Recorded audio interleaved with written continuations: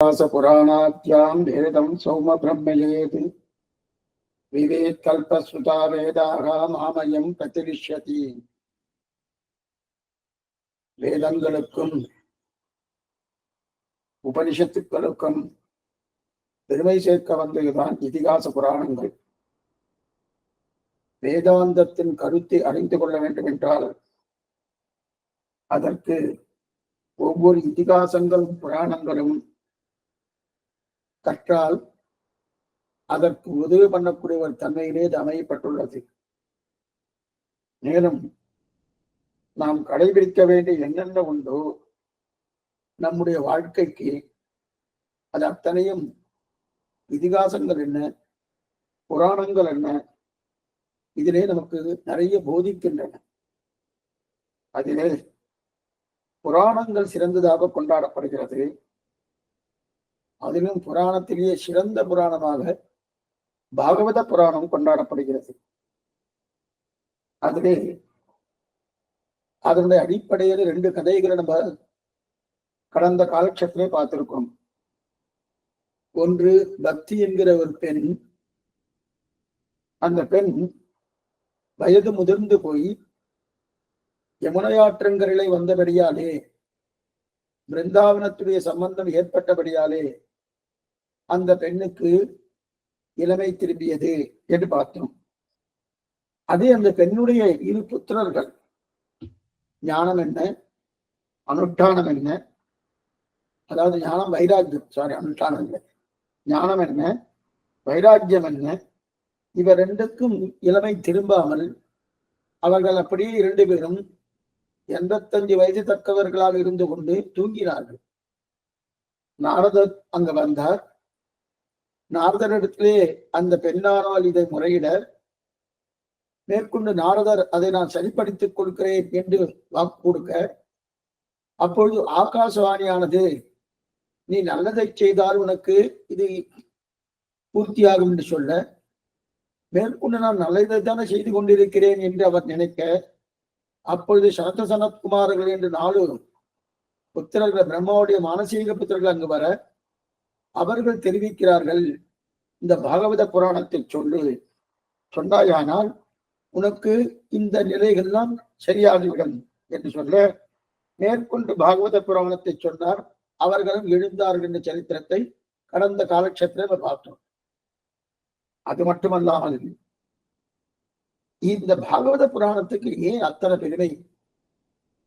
கண்ணன் புறப்பட்டு போகும்போது உத்தவர் அவருடைய மடிபிடித்து கேட்கிறார், கிருஷ்ணா, நீ கிளம்பியானால் இத்தனை நாட்கள் உங்களோடய நான் இருந்திருக்கிறோம். உன்னை தவிர மற்றொன்று அறியாத நாங்கள், நீ எங்களிடத்தில் இல்லை என்றால் நாங்கள் என் செய்ய நீ என்னிடத்திலே இருக்கும்படியான ஒரு தன்மையை ஏற்படுத்தி கொடுக்க வேண்டும் என்பதை பிரார்த்திக்க, அப்பொழுது கண்ணன் எம்பிரான் சொன்ன வார்த்தை தான், பாகவதத்துக்குள்ளே நான் இருக்கிறேன், பாகவதத்துக்குள்ளே நான் இருக்கிறேன். அதனாலே அந்த பாகவதத்துக்கு அத்தனை பெருமை. அது மட்டும் இல்ல, 100 வருஷங்களுக்கு மேலாக கண்ணன் வாழ்ந்திருந்தாலும் தான் போகும்போது இந்த விஷயத்தை தானே சொன்னார். அதனால பாகவதத்தை நன்னா படிக்கணும். அந்த பாகவதத்தை யாரெல்லாம் சொல்கிறார்களோ, சொல்வது என்றால் என்னது, ஒரு சர்க்கமோ அல்லது ஒரு அத்தியாயமோ அல்லது ஒரு ஸ்லோகமோ அல்லது பாதி ஸ்லோகமோ யாரெல்லாம் சொல்கிறார்களோ அதற்குண்டான பெருமை உண்டு. 1000 அஸ்வமேத யாகங்கள் பண்ணினாலும் பாகவதத்தை ஒரு தடவை சொன்னதுக்கு சமானமாகுமானா ஆகாது. 100 சோமயாபங்கள் பண்ணாலும் பாகவதத்தை சொன்னதற்கு சமானமாகுமான ஆகாது. ஏனென்றால் அத்தனை சீரும் சிறப்பும் மிக்கது ஸ்ரீமத் பாகவதம். அந்த பாகவதத்தை இது ஒரு சரித்திரம் பார்த்தோம். பக்தி, அடுத்தபடியாக ஞானம், அதுக்கு அடுத்தபடியாக வைராக்கியம், இந்த முன்னிலை. அதுக்கு இன்னொரு சரித்திரம் என்பது ஆத்மதேவர்னு ஒருத்தர். இந்த ரிஷி துந்துகாரி துந்துலி, ஆத்மதேவருடைய மனைவி துந்துலின்னு பேரு. அந்த துந்துகாரி துந்துடைய பிள்ளைதான் துந்துகாரி. கோகர்ணன் உண்டு. அந்த பழத்தை ரிஷி கொடுத்த பழத்தை பசுமாட்டுக்கு கொடுத்தபடியாலே கோகர்ணன் பிறந்தான் பசுமாட்டில் இருந்து. ஆனா அந்த துந்துலி என்ன பண்ணினாள்? தன்னை சகோதரி கர்ப்பமாக இருக்க செய்து அவளுக்கு பணத்தை கொடுத்து செல்வத்தை கொடுத்து அவளுக்கு உண்டான ஒரு செழிப்பை கொடுத்து உன்னுடைய பிள்ளையை எனக்கு கொடுத்து விடு என்று பிரார்த்திக்க அவளும் கொடுத்தால் அவள் தான் வேற அவன் தான் துந்துகாரி. அவன் மிகவும் தொட்டனாக இருந்து கொண்டு தன்னுடைய தாயையும் கிணற்றிலே போட்டுவிட்டு மேற்கொண்டு தானும் செவப்பட்டு மாண்டு போனான்னு தெரியுது. அதற்கு மேற்கொண்டு பாகவத் அந்த பாகவதம் என்ன பாகவதம்? நாரதர் தான் அந்த பாகவதத்தை எங்க வனம், ஒரு இந்த வனத்திலே கங்கை கரையிலே ஆனந்த வனம் என்று சொல்லக்கூடிய அந்த வனத்திலே அதை பாகவதத்தை 7 நாட்கள் பாராயணம் பண்ண மேற்கொண்டு அவர்களும் இந்த பெயரை பெற்றார்கள். கடந்த காலட்சேபத்திலே பார்த்தோம். இதுல நேற்றைய காலட்சேபத்துல ஒரு சந்தேகம் இருந்தது, அதையே நிவர்த்தி பண்ணிட்டேன். என்ன சந்தேகம்? அந்த பிரம்மராட்சசி என்று சொல்லக்கூடிய ஒரு பேரி பிடிச்சிருந்ததுல பிசாசு, அந்த பிசாசு மோட்சம் போனதே மற்றதெல்லாம் போனதா தெரியலையேன்னா அவளுக்கு உண்டான ஒரு நிலை அதிலே ஸ்ரத்தை இருந்தது.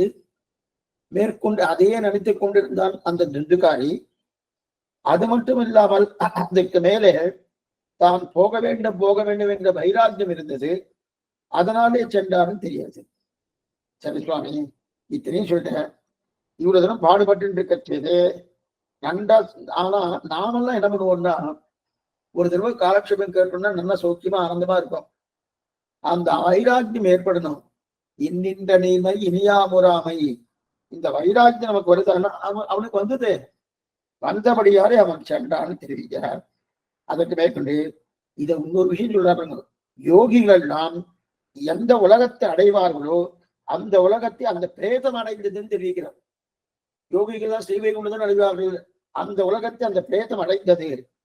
ஆனா அதே சமயத்தில் இந்த கோகர்ணன் இருக்கானே, கோகர்ணன் 2வது தடவை சொல்றதுதான் அடைந்தான். முதல் தடவை அடையவே இல்லை, 2வது தடவை சொல்லி அடைவித்தான் தெரியாது. இந்த பாகவதத்தை கிட்டத்தட்ட ஒரு 7 நாட்கள் ஒரு கணக்கு வச்சுருக்கா. அது ஏன் அந்த கணக்கு வச்சுருக்கான்னு பின்னாடி சொல்றேன். பரீட்சித்து மகாராஜாவானதான் அந்த கணக்கை ஏற்பட்டது என்று சொல்றேன். ஆனா இந்த பாகவதத்தை ஆவணி மாசம் என்ன, புரட்டாசி மாசம் என்ன, ஐப்பசி மாசம் என்ன, கார்த்திகை மாசம் என்ன, மார்கழி மாசம் என்ன, இந்த 5 மாதங்களிலும் 7 நாட்கள் சொல்லப்படணும்னு சொல்லியிருக்கு. ஆனா இந்த பிரயத்தனப்பட்டு இது நடக்கிறது இல்லையா, எல்லாருக்கும் இது எப்படி பண்ணணும்னு தெரிவிக்கிறாங்க. ரொம்ப பிரயத்தனப்பட்டு நடத்தணுமா. பாகவதம் இங்க யாராவது ஒருத்தர் பண்ணணும்னு நினைக்கிறாங்க. இல்ல சுவாமி, நான் பாகவதம் வாசிக்கலான்னு இருக்கேன், நல்ல விஷயத்த சொல்லியிருக்கேன், வாசிச்சா நமக்கு நன்மை தானே, நமக்கு முக்தி கிட்ட போறது தானே, வாசிக்கலாம்னு நினைக்கிறேன்னா அதுக்கு என்ன பண்ணணும்னு பாருங்கணும். நிறைய பத்திரிக்கை அடிக்கணுமா. பத்திரிக்கை அடிச்சு எல்லாரையும் கூப்பிடணும். கூப்பிடுறது மாத்திரம் இல்ல, அவ வந்தவான்னா வந்தவாளுக்கு தங்குவதற்குண்டான வசதி பண்ணி கொடுக்கணும். அவர்கள் சாப்பிடுவதற்குண்டான அந்த நிலையை பண்ணி கொடுக்கணும். 7 நாள் தத்தியாராதனை பண்ணணும். வந்தவர்கள் தங்கும் வசதி பண்ண கொடுக்கணும். அது மட்டும் இல்ல, அவ இங்க வரச்சு அவர்கள் அனுகூலமா இருக்கணும். வந்துட்டாளா பண்ணமே எங்க நிலையில இல்லாமல் அந்த அனுகூலமா இருக்கணும். இதை மட்டும் இல்ல, இந்த இட வசதி பண்ணி கொடுக்கறது மட்டும் இல்ல, ஒருத்தர் கூப்பிடுறோமனும் அவர் 4 பேரா வராறணும், அவ இன்னொரு 4 பேர் அழிச்சுட்டு வரணுமா. இந்த மாதிரி இருந்து பண்ணியாச்சுன்னா பகவானுக்கு பரம திருப்தியா இருக்கும். அதைத்தான் இங்க சொல்றாரு. அந்த பரம திருப்தியா இருக்கணும் இல்லையா. ஏன் இந்த மாதிரின்னா, நாம் மட்டும் அந்த அமிர்தத்தை அனுபவித்தால் போராது. அந்த அமிர்தத்தை நாம் மட்டும் அனுபவித்தால் போராது. அந்த அமிர்தத்தை எல்லாரும் இது என்னைக்குமே தமிழர்கள் சொல்லுவாரணும், இனியது தனியார் இருந்தேன். இனிய பண்டம் ஒண்ணு கிடைச்சுட்டோம்னா அது தனியா இருந்த கூடாது அப்படின்னு தெரிவிக்கிறா இல்லையா. அப்ப என்ன தெரிவது, எதனால் அது ஏற்படுதுன்னா, இந்த சம்சாரத்துல வெறுப்பு ஏற்படணும். வெறுப்பு ஏற்பட்டு, ஏ கிருஷ்ணா, நீதான் எனக்கு இந்த தீனனை தூக்கிட என்று பிரார்த்திக்கணும். தீனனா இருக்கேனே, நீதான் என்னை தூக்கிட வேண்டும், நீதான் என்னை ரட்சிக்கணும்னு பிரார்த்திக்கணும். சம்சார சாகத்திலிருந்து வெளியேற்றுவதற்கு உன்னுடைய திருவடியை தவிர மற்றொரு கதி கிடையாது என்று இருக்கணும். ஏன்னா எனக்கு வெளியே ஏறுவதற்கு வழி தெரியவில்லை. தேவரை தான் ஞானம் என்ன, பக்தி என்ன, வைராக்கியம் என்ன, அது அனைத்தையும் கொடுக்கணும். உன் அனுபவத்தையும் நீரே கொடுக்கணும். இதெல்லாம் நாம என்ன நினைக்கிறோம், நாம தான் சம்பாதிக்க நினைக்கிறோமோ. அனுபவத்தையும் பகவான் தான் கொடுக்கணும், ஞானத்தையும் பகவான் தான் கொடுக்கணும், வைராக்கியத்தையும் பகவான் தான் கொடுக்கணும், பக்தியையும் பகவான் தான் கொடுக்கணும். இதே போல இந்த மாதிரி நாரதர் வாசிக்க வாசிக்க ஞானத்துக்கும் இப்ப ஏற்கனவே நம்ம பார்த்துருக்கோமோ, ஞானம் என்கிற ஒரு வயோதிகன் ஆயிடுத்து, வைராக்கியம் வயோதிகன் ஆயிடுத்து, பக்தி தான் சிறு பிள்ளையாக இருந்துட்டோனோ.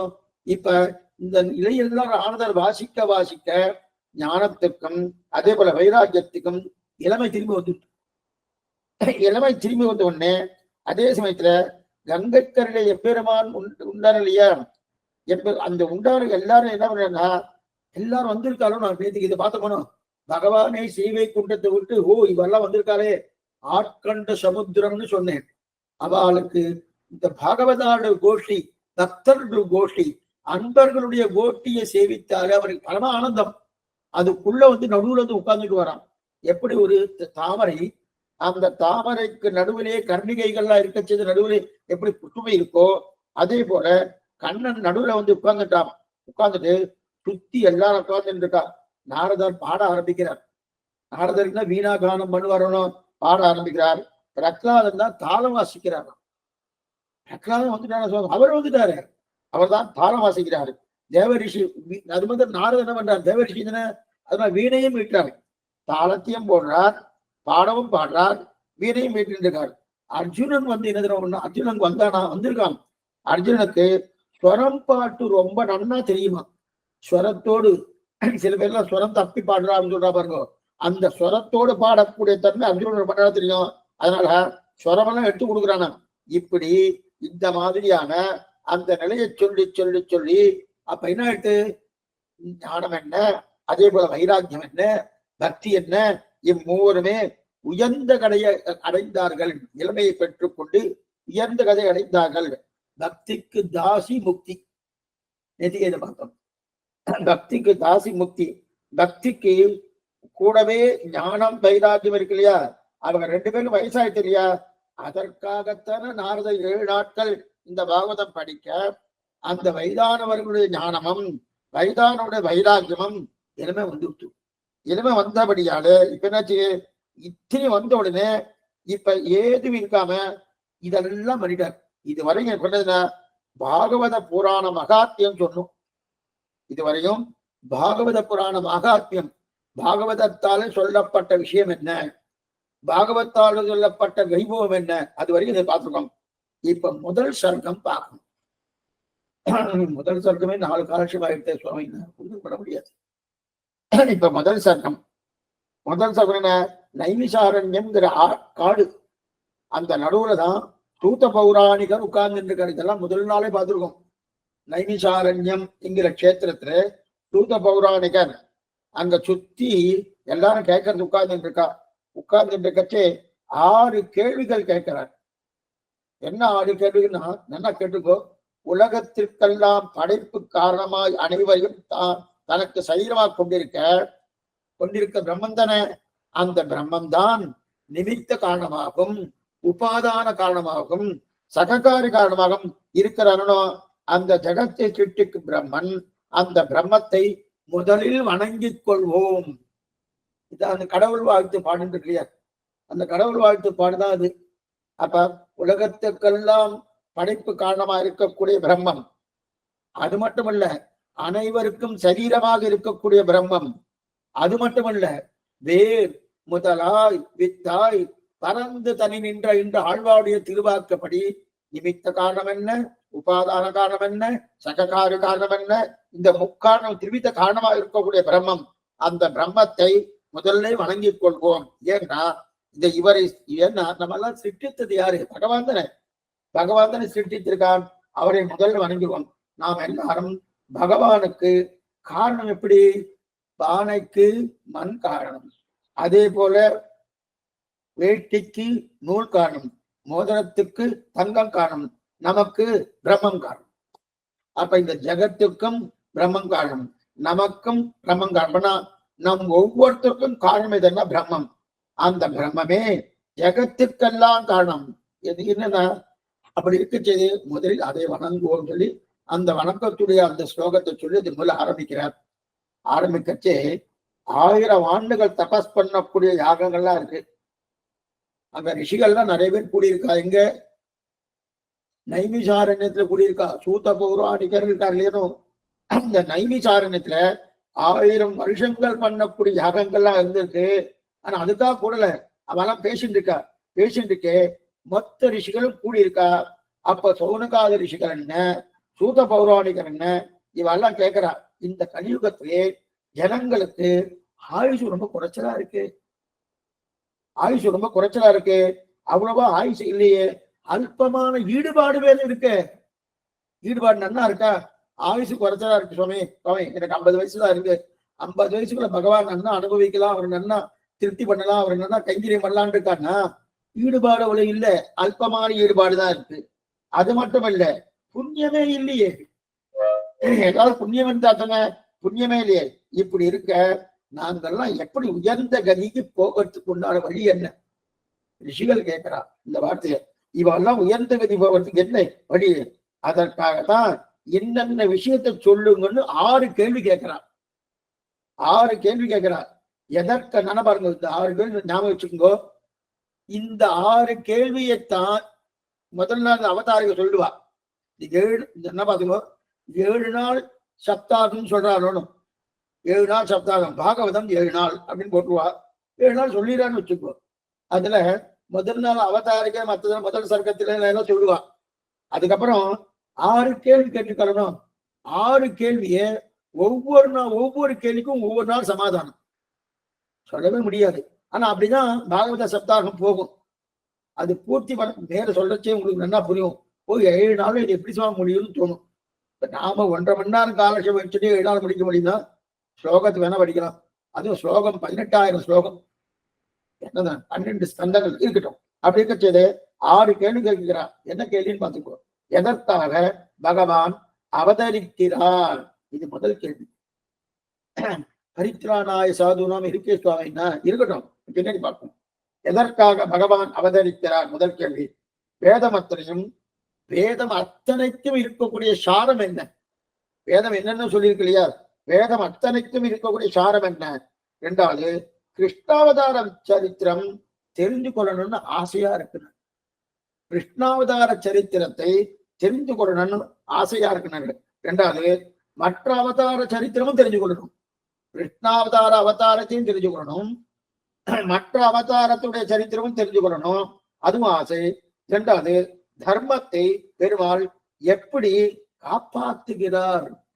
தர்ம சம்ஸ்தாபனாசாய சம்பவாமி யுகே யுகே சொல்றீங்க. தர்மத்தை பகவான் எப்படி காப்பாற்றுகிறார்? இந்த யுகத்திற்கு தர்மம் என்ன? என்ன கேள்வி? 6 கேள்வி. இந்த யுகத்துக்கு தர்மம் என்ன? இதை தெரிஞ்சு கொள்ள ஆசை என்று இந்த 6 கேள்வியை 6 நாள் 6 விஷயங்களை சொல்றார். 6 நாள் 6 விஷயங்கள் சொல்றார். முதல் விஷயம், 2ஆம் விஷயம், 3ஆம் விஷயம். மறுபடியும் சொல்றேன். முதல் விஷயம், வேதத்தின் சாரம் என்ன? வேதத்தில் தேறிய கருத்து யாது? பாருங்க, பாகவதம்னா நம்ம கிருஷ்ண சரித்திரம் மட்டும் பண்ணணும். வாழ்க்கைக்கு தேவையா இருந்தால் இந்த பாகவதத்தை இல்லாதது எதுவுமே கிடையாது. வேதத்தின் தேறிய பொருள் என்ன? வேதத்தின் சாராம்சம் என்ன? இது முதல் கேள்வி. 2வது, கிருஷ்ணாவதாரத்தின் பயன் என்ன? கண்ண அவதாரம் பண்ணணும், அந்த அவதாரத்தின் பயன் என்ன? 2வது. 3வது, மற்ற அவதாரங்கள் பயன் என்ன? என்னென்ன அவதாரங்கள் நடந்திருக்கு? என்னென்ன அவதாரம்? நம்ம நினைக்கிற 10 அவதாரம், 10ன்னு கிடையாது. ஆனா பாகவதத்துல 24 போட்டிருக்கா. அது கிடையாது, நிறைய அவதாரங்கள். அஜாயமானோ பகுதா விஜாயதே, பிறப்பில் பல்பிறவி பெருமான்னு ஆழ்வார் தெரிவிக்கிறார். கோடிக்கணக்கான லட்சக்கணக்கான அவதாரங்கள் பகவான் பண்ணியிருக்கார். ஆனா நம்ம குறிப்பா தசாவதாரம் இருக்கணும். அப்படிங்கிற 3வது, மற்ற அவதாரங்கள் பயன் என்ன? என்னென்ன அவதாரம் நடந்திருக்கு? இது 3வது. 4வது, நாம் படைக்கப்பட்டிருக்கோம் இல்லையா, அதனுடைய பயம் என்ன? நாம படைச்சிருக்காம சிருஷ்டிச்சிருக்காரோ அதனுடைய பயன், அதாவது நம்முடைய பிறப்பின் பயன். ஒண்ணுமில்ல, பிறப்பின் பெயர் மோட்சம் போவது, கர்மங்களை தொலைத்து மோட்சம் போவது, அதுதான் சொல்ல போறார். இருந்தாலும் அது தெரிவிக்கணுமோ. இது நான்காவது. நம்மை படைத்த பயன் என்ன, பிறப்பின் பயன் என்ன, நான்காவது. ஐந்தாவது கிருஷ்ண லீலை, ரொம்ப முக்கியமானது. கண்ணனுடைய சேட்டிதங்கள், அந்த கிருஷ்ண லீலை என்ன அப்படின்னு தெரிவிக்கிறார். அது என்னன்னு கேட்கிறார். ஆறாவது தர்மத்தை பெருமாள் காப்பாற்றுகிறாரே. அப்ப என்ன தெரியுது, நாம் என்ன பண்ணணும்? அப்ப நாம என்ன பண்ணணும்? தர்மத்தை பெருமாள் காப்பாற்ற. அப்ப நாம என்ன எது நமக்கு இருக்கக்கூடிய தர்மம், அதான் கேட்கிறோம். எது நமக்கு இருக்கக்கூடிய கண்ணம், அது எப்படி நம்ம ரட்சிக்கும், இதை பற்றித்தான் நீ சொல்லணும்னு கேட்க. இதை பற்றித்தான் நீ சொல்லணும்னு கேட்க. இந்த கேள்வி உடனே அவங்க கேட்கிற சூத்த பௌராணிகர், இந்த கேள்வி யார் கேட்பாளான்னு காத்துட்டே இருந்தேன். அப்ப நான் காத்துட்டு இருந்தேன் அப்படின்னு சூத்தர் தெரிவிக்கிறார்.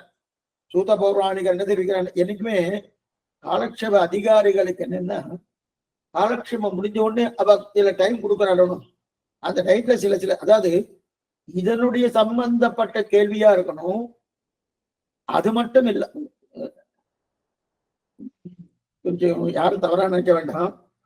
படி இந்த வார்த்தை சொன்ன இடத்துக்கு இனிமே கேள்வியை கேட்கப்படாதுன்னு நினைக்கப்படாது. கேள்வி கேட்கறதுக்கு முன்னாடி இதனுடைய சம்பந்தப்பட்ட கேள்வியா இருக்கணும். இந்த இன்னைக்கு காலக்ஷேபம் கண்டு கேள்வியா இருக்கணும். அது மட்டும் இல்ல, அந்த காலக்ஷேபத்துல ஏதோ கேள்வி கேட்கப்படணும். அந்த கேள்விக்குண்டான சமாதானம் சொல்லியாச்சுன்னா அதை கேட்கப்படாது.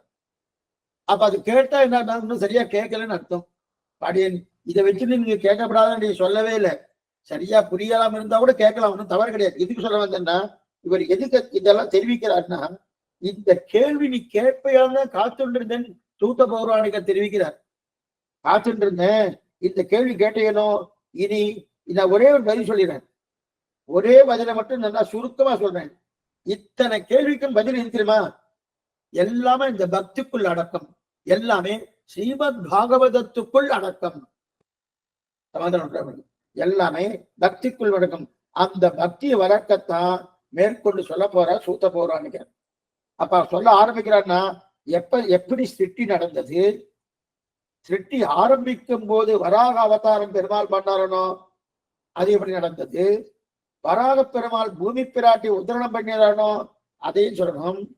சிருஷ்டித்த உடனே பிரம்மா சிருஷ்டிக்கப்படா இல்லையா, அது எப்படி சிருஷ்டிக்கப்பட்டார், பிரம்மாவுக்கு பிள்ளையாக இருக்கிற பிரியபிரதன் உத்தானபாதன் இவரெல்லாம் பிறந்தார்களோ, சுவயம்பு மனு இதெல்லாம் முன்னாடி பார்த்துக்கணும். அவா எப்படி பிறந்தா, அது மட்டும் இல்ல, சுவயம்பு மனுக்கு ரெண்டு பெண்கள் பிறந்தாரனோ, அந்த பெண்ணுக்கு கந்தம பிரஜாபதிக்கும் கல்யாணம் பண்ணி கொடுத்தாரோ, அது என்னமா நடந்தது. கந்தம பிரஜாபதிக்கு கபிலாச்சாரியரை பிறந்த விஷயம் எப்படி இருந்தது. கபிலர் தன் தாயாரான தேவபூதிக்கு நிறைய உபதேசம் பண்ணாரனோ, அது எப்படி நடந்தது. இந்தந்த கைங்கரியங்களை நம்ம பார்க்கணும், இத்தனை விஷயத்த பார்க்கணும். அப்ப சிருஷ்டிக்கும் போது அதுவும் வராக அவதாரம் பண்ணி இரண்யாட்சகன் அரசன் படுத்தின பாடு, பூமி பிராட்டியை சமுத்திரத்துக்குள்ள ஒழிச்சு வச்சானோ, அதை இழந்தெடுத்தானோ வராகன், அந்த சரித்திரம் என்ன.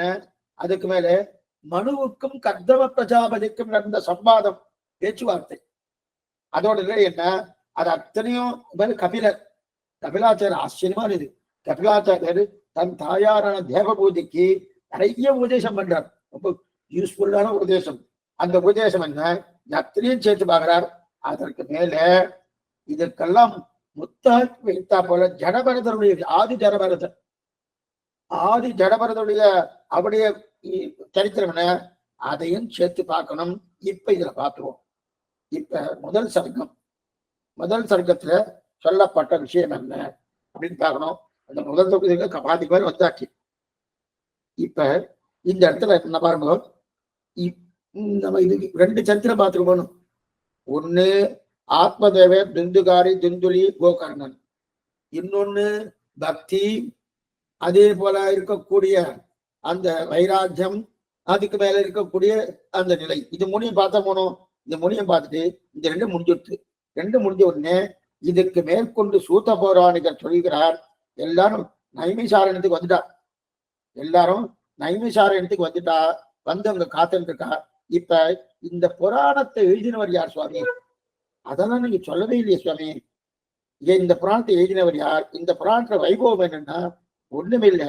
இந்த புராணம் அப்ப இந்த இடத்துல பாருங்க, எந்த பாவமாக இருந்தாலும், எவ்வளவு தீவினையான பாவமா இருந்தாலும் அதை போக்குவதற்குண்டான புராணம் தான் பாகவத புராணம். இந்த புராணத்தை எழுதிவரே வேதவியாசர். வேதவியாசர் தன் பிள்ளையான சுக்கராச்சாரியருக்கு இதை சொன்னார்.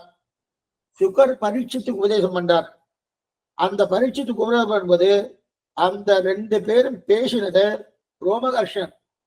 அதாவது சுகர் பரீட்சித்துக்கு உபதேசம் பண்ணாரனோ, அந்த பரீட்சித்துக்கு உபதேசம் பண்ணும்போது அப்பதான் ரோமகர்ஷன் புத்தர் அந்த ரோமகர்ஷன் கூடவே அமர்ந்து கொண்டு கேட்டார். அந்த ரோமகர்ஷனுடைய பிள்ளைதான் சூத பௌராணிகன். ரோமகர்ஷன் இந்த பாகவத கதை எப்படி வந்தது? முதல்ல வியாசர் பண்ணார். வியாசர் சுக்கராச்சாரியருக்கு தன்னுடைய பிள்ளையார் சுக்கராச்சாரியருக்கு உபதேசம் பண்ணார். சுக்கராச்சாரியார் யாருக்கு பண்ணார்? பரீட்சித்து மகாராஜுக்கு உபதேசம் பண்ணார் 7 நாட்கள்ல.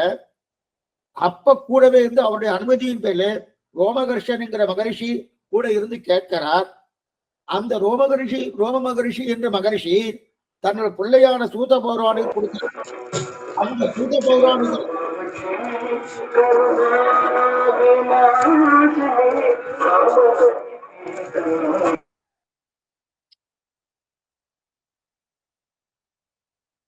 அந்த சூத பௌராணிகர் தான் இப்ப நைமிசார நட்சத்திரத்தில் அமர்ந்து கொண்டு சௌனகர் முதலான ரிஷிகளுக்கு சூதன் தான் கலியுகத்துல என்னென்ன தர்மம்னு இதை சொல்ல போறார். எங்கிருந்து வந்தது? வியாசர் எடுத்து சுகர் எடுத்திருந்து பரீட்சித்து. ஆனா பரீட்சித்து யாருக்கும் உபதேசம் இல்ல.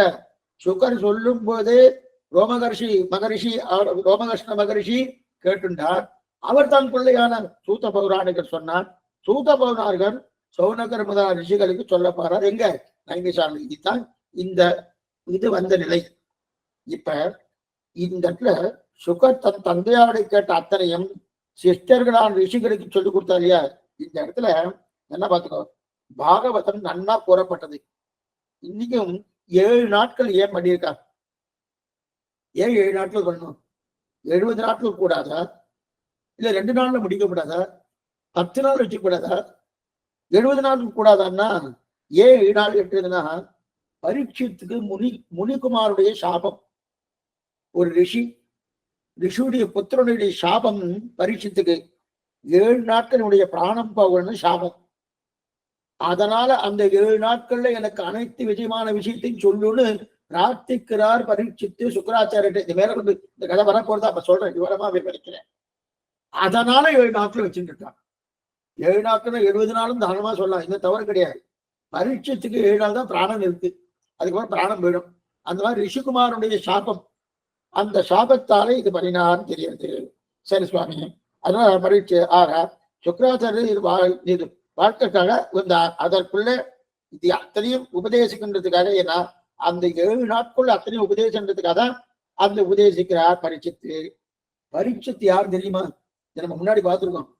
பரீட்சித்து அர்ஜுனுடைய பிள்ளை அபிமன்யு.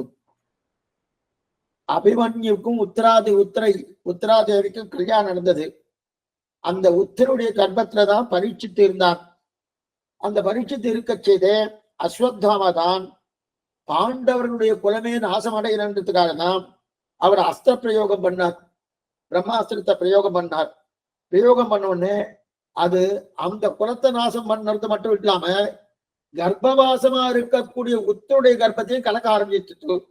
உடனே திரௌபதி என்ன உத்தரை என்ன 2 பேரும் கிருஷ்ணனிடத்துல போய் சரணாகதி பண்ண. கண்ணன் பெருமான் அந்த உத்தருடைய கர்ப்பத்துக்குள்ளே புகுந்து அந்த குழந்தையை ரட்சித்தான். அந்த குழந்தை வெளிவரும் போதும் கரிகட்டையாக வந்துவிட தான் ஒரு பிரதிஜை பண்ண மேற்கொண்டு அந்த பிரதிஜையாலே குழந்தை உயிர் பெற்றதுன்னு தெரியறது. இது பரீட்சித்து வந்த நிலை. உயிரிழந்தான் பார்த்தோம். ஆனா பரீட்சித்து மன்னவனுக்கு பிள்ளைதான் ஜனமேஜயன்னு பேரு. மகாபாரதம் என்பது பெரிய சரித்திரம், பெரிய சரித்திரம். இப்ப பரீட்சித்துடைய பிள்ளைதான் ஜனமேஜயன். ஜனமேஜயன் அந்த ஜனமேஜயன் தான் வைசம்பாயனர் ரிஷி கேள்விப்பட்டிருக்கணும். வைசம்பாயனும் வாசா சகசிராமத்தில் வந்துடணும். அந்த வைசம்பாயன ரிஷி ஜனமேஜய மகாராஜாக்கு மகாபாரதத்தை உபதேசம் பண்ணார். வியாசர் தான் அந்த மகாபாரதத்தையும் பண்ணினார். இருந்தாலும் அப்ப எல்லா ரிஷிகளும் சொல்லி கொடுத்துருக்கா. அதில் வைசம்பாவினை கேட்டுக்கொண்டு அவர் தன் சிஷ்யனான ஜனமேஜயனுக்கு உபதேசித்தார். அப்ப தாத்தா, அந்த தாத்தாவுடைய முன்கதை அத்தனையும் ஜனமேஜயன் கேட்டுட்டார். தாத்தா யாரு? தாத்தா தாத்தா.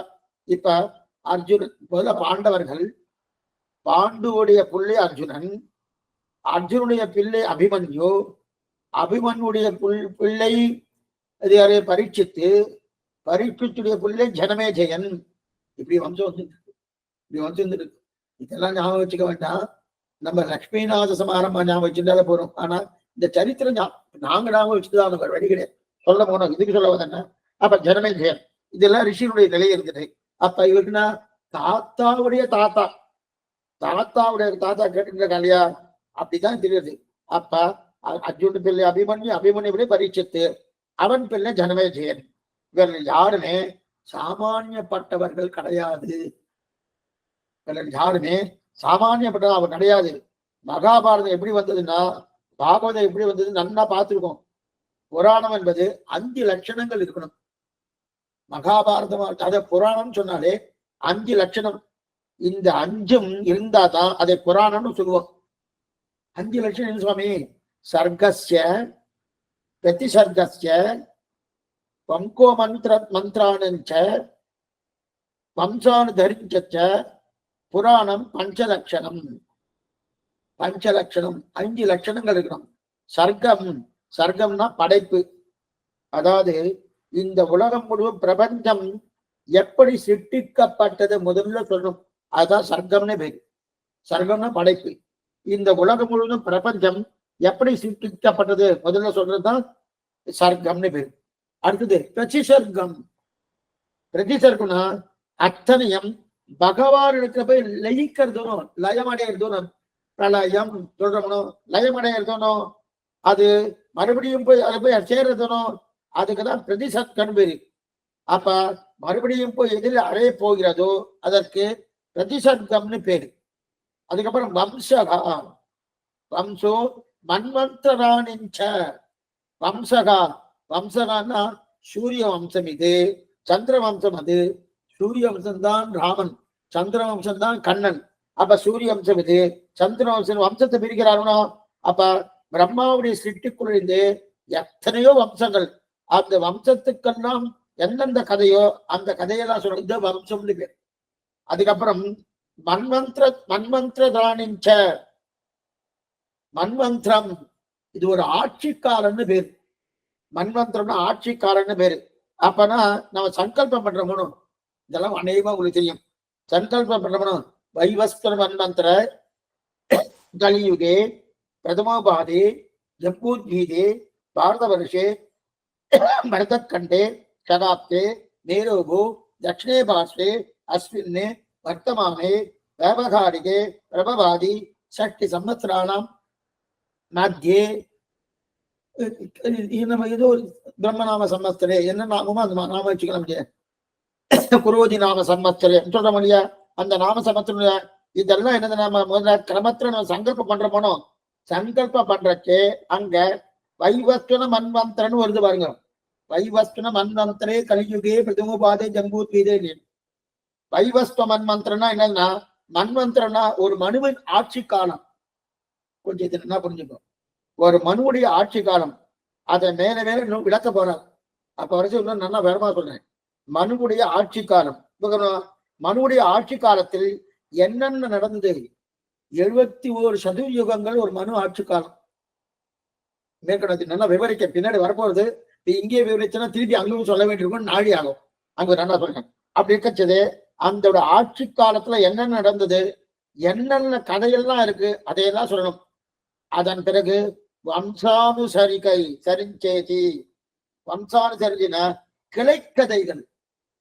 கிளைக்கதைகள் நிறைய இருக்கு. கிளைக்கதைகள் என்ன, முக்கிய கதையோடு தொடர்பு கொண்ட பல கிளைக்கதை இருக்குல்ல, அதோடைய படைப்பு என்ன, அதோடைய வடிப்பு என்ன, வம்சங்கள் மன்வந்திரங்கள் என்ன, வம்சத்தின் கிளைகள் என்ன, இந்த 5 சொல்லப்பட்டாதான் புராணம். அப்ப புராணம் என்னது? சர்க்கம், பிரதிசர்க்கம், வம்சம், வைவஸ்திர மந்திரம், அதுக்கப்புறம் வம்சானு சரிசஞ்சேதி. இது 5 இருக்கணும். இந்த 5க்கு தான் புராணம்னு பேர். அப்பேற்பட்ட சிறந்த புராணம் தான் விஷ்ணு புராணம். அப்படிப்பட்டதான் பாகவத மகா புராணம். விஷ்ணு புராணம் 18 புராணங்களே சிறந்துன்னு சொல்லுவார். அதே போல அதிலும் சிறந்தது பாகவத புராணம், பாகவத மகா புராணம். இப்ப இந்த புராணத்தில் முதல் ஸ்கந்தம் என்ன சொல்றது? முதல் ஸ்கந்தம் என்ன சொல்றது என்பதான் பார்க்க ஆரம்பிக்கணும். முதல் ஸ்கந்தத்துல ரொம்ப ஆச்சரியமான சரித்திரம், ஆச்சரியமான சரித்திரம் சொல்றாரு. நாம் எல்லாம் அத்தியாயங்களை நம்மளாம் பார்க்க முடியாது. நல்லா பாருங்க, 7 நாள்னு சொன்னார் இல்லையா பிரியத்காக இந்த விஷயம். இந்த 18,000 ஸ்லோகங்கள் இது ஸ்ரீமத் பாகவதம். 435 அத்தியாயங்களோடு கூடியது இந்த ஸ்ரீமத் பாகவதம். என்ன பண்ணுங்க, 12 சர்க்கங்கள், 435 அத்தியாயங்கள், அது 18,000 ஸ்லோகங்கள். இப்ப 435 அத்தியாயம் சொன்னேன்னு ஒரு அத்தியாயத்தை பார்க்கறதுக்காக அட்லீஸ்ட் குறைஞ்சபட்சம் ஒரு நாள் காலட்சேபமா வைக்கணும். ஒரு அத்தியாயத்தை பார்க்கணும்னாலே குறைஞ்சபட்சம் ஒரு நாள் காலட்சேபமா வைக்கணும். அப்ப 435 அத்தியாயத்தை பார்க்கணும்னா 435 நாள் வைக்கணும். சுவாமி பாகவத சப்தாகம்னு சொன்னேரே சுவாமி, எங்க இருக்கு பாருங்க. அடியே நான் நிறைய பேருக்கு இந்த சந்தேகம் வரும். அதனாலதான் திரும்பி திரும்ப ஒவ்வொரு காலட்சேபம் திரும்பி திரும்ப சொல்லிட்டு இருக்கேன். சப்தாகம்னு தானே சுவாமி எல்லாரும் சொல்லிட்டு, எல்லாரும் சொல்ற வாஸ்தவம். அது அடி இல்லைன்னு சொல்லல, உண்டு. அடியேன்னு பண்ணிட்டு போயிடலாம். பாகவதம் சொன்னேன்னு இருக்கும். என்ன சொன்னார் சுவாமி? ஏதோ அவர் தெரிஞ்சதெல்லாம் சொல்லி போயிட்டார், அவ்வளவுதான் இருக்குமே தவிர நம்ம அனுபவத்துக்காக இருக்க தவிர. இப்ப 435 அத்தியாயங்கள் இருக்கு. 430 அத்தியாயம்னா ஒரு அத்தியாயத்துக்கு ஒரு நாள் முடியாது, சும்மா வச்சுக்கோ. ஒரு அத்தியாயத்துக்கு ஒரு நாள் வச்சுட்டா கூட 430 ஆயிரத்து இல்லையா? இப்ப இந்த முடிய போறது சுவாமி ஸ்ரீவர்த்தன பூஷணமே 435 நாள் ஆகல. இந்த 1000 ஆயிருக்கு. அப்படின்னா அர்த்தம். அப்ப இதுல என்ன சொல்லுது? உலகத்துக்கெல்லாம் படைப்புக்கும் காப்புக்கும் அழிப்புக்கும் யார் காரணமோ முதல் சங்கத்துல சொல்லப்பட்டது. உலகத்துக்கெல்லாம் படைப்பு யார், அழிப்பு யார், அதே போல காப்பவர் யார், யார் காரணமோ அந்த கடவுளை முதலில் வணங்குகிறேன் அப்படின்னு தெரிகிறது. இப்ப சிஷ்யர்கள் தான் ஆச்சாரியனை பார்த்து கேட்கிறார், என்னன்னோ கதையெல்லாம் இருக்கே சுவாமி, அந்த கதையெல்லாம் தெரிஞ்சு கொண்டு நமக்கு என்ன லாபம்? நாம கேட்கிற மாதிரி அவ கேட்கிறா பார்க்கணும். பாகவதத்துல என்னென்னோ கதை இருக்கு, புராணத்துல என்னென்னோ கதை இருக்கு. சரி சுவாமி அதெல்லாம் சொல்லிட்டு இருக்கேன், சொல்லபடியா எனக்கு என்ன லாபம்? நாங்க கலியுகத்துல வாழ்வதற்கு வழி இருக்காதுல. இப்ப நான் பாகவதம் கேட்டேன், கேட்ட உடனே எனக்கு ஏதோ ஒண்ணு கிடைச்சது சுவாமி. சுவாமி இதெல்லாம் கேட்டா உங்களுக்கு இது கிடைக்கும் அப்படின்னா எல்லாரும் வந்து கேட்பாங்க. இதெல்லாம் கேட்கறல, கேட்கறதே பிரயோஜனம் அப்படின்னு சொன்னா, சுவாமி கேட்கறதே பிரயோஜனம்னா ஒன்றும் பிரயோஜனம் இல்லை. இப்ப உத்தியோகம் பண்றதே பிரயோஜனம், சமணம்லாம் கிடையாது. யாரும் போக மாட்டா, ஒருத்தரும் போக மாட்டா. உத்தியோகம் பண்றதே அது பகவத் விஷயத்துல அந்த மாதிரி பண்ண முடியாது தவிர. இப்ப நீ இன்னும் பகவத் விஷயம் தானே சுவாமின்னா, அப்ப எனக்கு நான் இந்த லோகத்துல இருக்கணுமானோ, இந்த லோக கலியுகத்துல வாழணுமானோ, அதுக்கு அதான் இருக்கா? எல்லாருக்கும் அதுலதான் ஆசை இருக்கும். நமக்கு அதுதான் ஆசை. இதை கேட்டுருக்கேன் சுவாமி, ஏதாவது கிடைக்குமான்னா இந்த கேள்வி இன்னைக்கு இல்ல அன்னைக்கேவா கேட்டுட்டா. அன்னைக்கு விஷயத்தான் கேட்டுட்டா. கேட்டு ஏன்னா இப்ப நீங்க கேட்டு நாளைக்கோ நாளைக்கோ திரும்ப முடிஞ்சதுக்கு அப்புறம் என்ன ஆச்சோ ஏதாச்சோ ஏதோ ஞாபகம் வந்து என்னைக்காவது இதெல்லாம் வரப்படுதா, இதெல்லாம் தெரிஞ்சுட்டா. சந்திரன் எப்படி உற்பத்தி ஆனா, சூரியன் எப்படி உற்பத்தி ஆனா, இவெல்லாம் பரீட்சத்து என்னமா கேட்டா, இதெல்லாம் தெரிஞ்சினபடியால் என்ன சுவாமி வரப்படுது? என்ன வருதுன்னா, நாங்க வாழ்வதற்கு தான் வழி இருக்காதுங்க. நாங்க இந்த லோகத்துல வாழ்றதுக்கு வழி எதா இருக்கன்னா அதைத்தான் கேட்கிறோம். அதைத்தான் கேட்கிறாரு. ஏன்னா நாங்கெல்லாம் மந்தமான மதிப்படைத்தவர்கள், கிரந்த ஈடுபாடே இல்லை, பக்தியே இல்லை. அந்த பக்தி வளர்ப்பதற்கும் ஞானத்தை வளர்ப்பதற்கும் வைராக்கியம் பெறுவதற்கும் இதெல்லாம் இருக்க வேண்டும்னா இருக்கணும். அதற்காக தான் இதை தெரிஞ்சுக்கணும். ஏன்னா என்ன பண்ணுங்க, 4 தடவை கூப்பிட்டால்தான் பிள்ளையோ பெண்ணோ கோயிலுக்கு வரான்றா. இன்னைக்கு அப்படிதான் இருக்கு. இன்னைக்கு என்னன்னா காலட்சத்து வாரினா யாரும் அவ்வளவுதான் வரது கிடையாது. கோவிலுக்கு வரனா 4 தடவை கூப்பிட்டாதான் அவன் கோயிலுக்கு வரா. அப்படி இருக்கச்சே அவ்வளவு தூரம் மந்தமான ஈடுபாடு இருக்கு. அப்படி இருக்கச்சே புத்திசாலியும் இந்த காலத்துல குறைவுதான், அவ்வளவுன்னு அதிகமா கிடையாது புத்திசாலி. அப்ப 2வது ஆயுஷாது இருக்கா, அவன் நேற்றுக்கு இருந்தாரு இன்னைக்கு இல்லைன்றான். ஆயுஷும் கிடையாது. சரி, புண்ணியத்தையா சம்பாதிச்சிருக்காங்க, அதுவும் கிடையாது. அதுவும் இல்ல. இப்ப எல்லாமே குறையா இருக்கும் போது கலியுகத்துல முன்னுக்கு வருவதற்கு வழி என்ன? நாங்க எப்படிதான் உயர்ந்த கடை அடைய போகிறோம்? அதற்காக தான் எங்களுக்கு நீ 6 விஷயங்களுக்கு பதில் சொல்லணும்னு கேட்கிறான் ரிஷிகள்லாம்.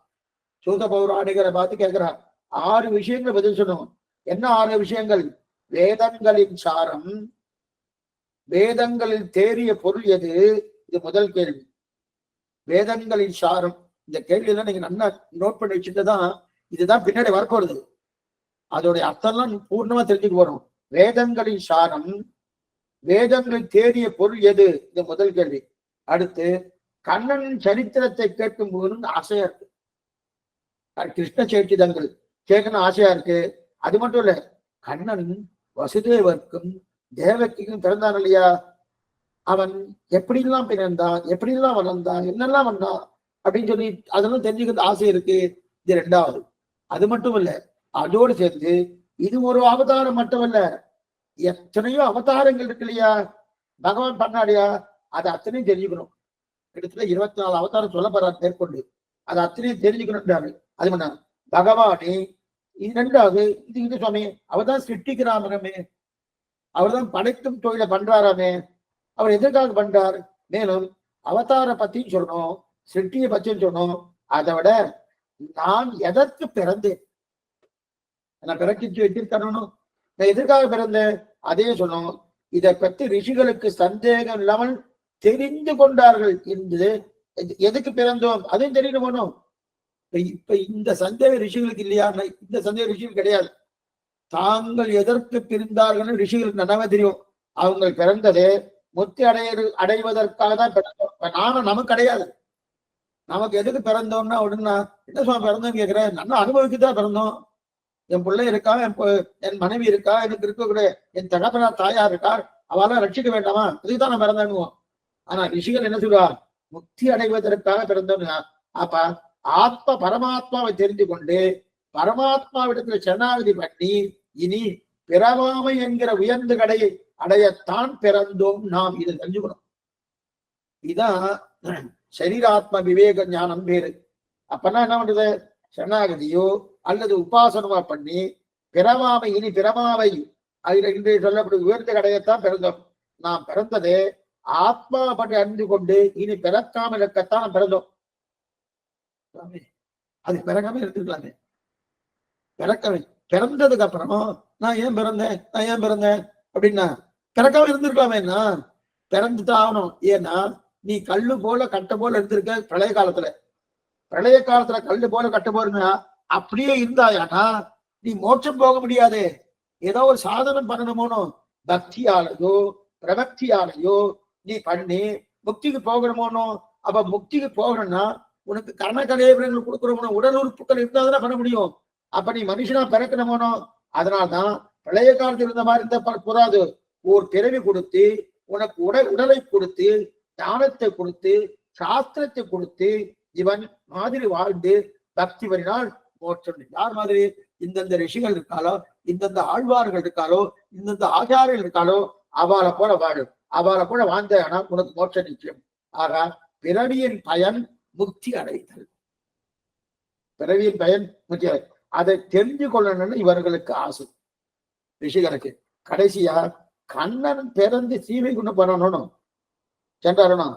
அதன் பிறகு இந்த லோகத்துல என்னென்ன நடந்திருக்கு பெரிய விஷயம். அது ஆபாச சமுத்திரம்னு பேரு. அங்கதான் சீவை கொண்டு போனார். ஒரு மரத்துடைய இலையில கிளையில இருக்கச்சே வேடம் தான் அந்த கட்டவரல் மூலமா தான் அவருடைய ஆத்மா கிளம்பி போறது. நேரம் சரீரத்தோடு போறது, சரீரம் இங்க கிடையாது. கண்ணனுடைய சரீரமே சரீரத்தோடு போயிடுது. ஏன்னா பகவான் அவதாரம் பண்ணும் போதும் திவ்யமங்கல விக்கிரகத்தோடு தான் அவதாரம் பண்றார். அவருடைய சரீரம் இங்க இருக்கிறதே கிடையாது. அது என்னன்னு பின்னாடி சொல்றேன். ஆனா கண்ணனுடைய சரீரத்தை தீ மூட்டினார்கள் எழுதி வச்சிருக்கா.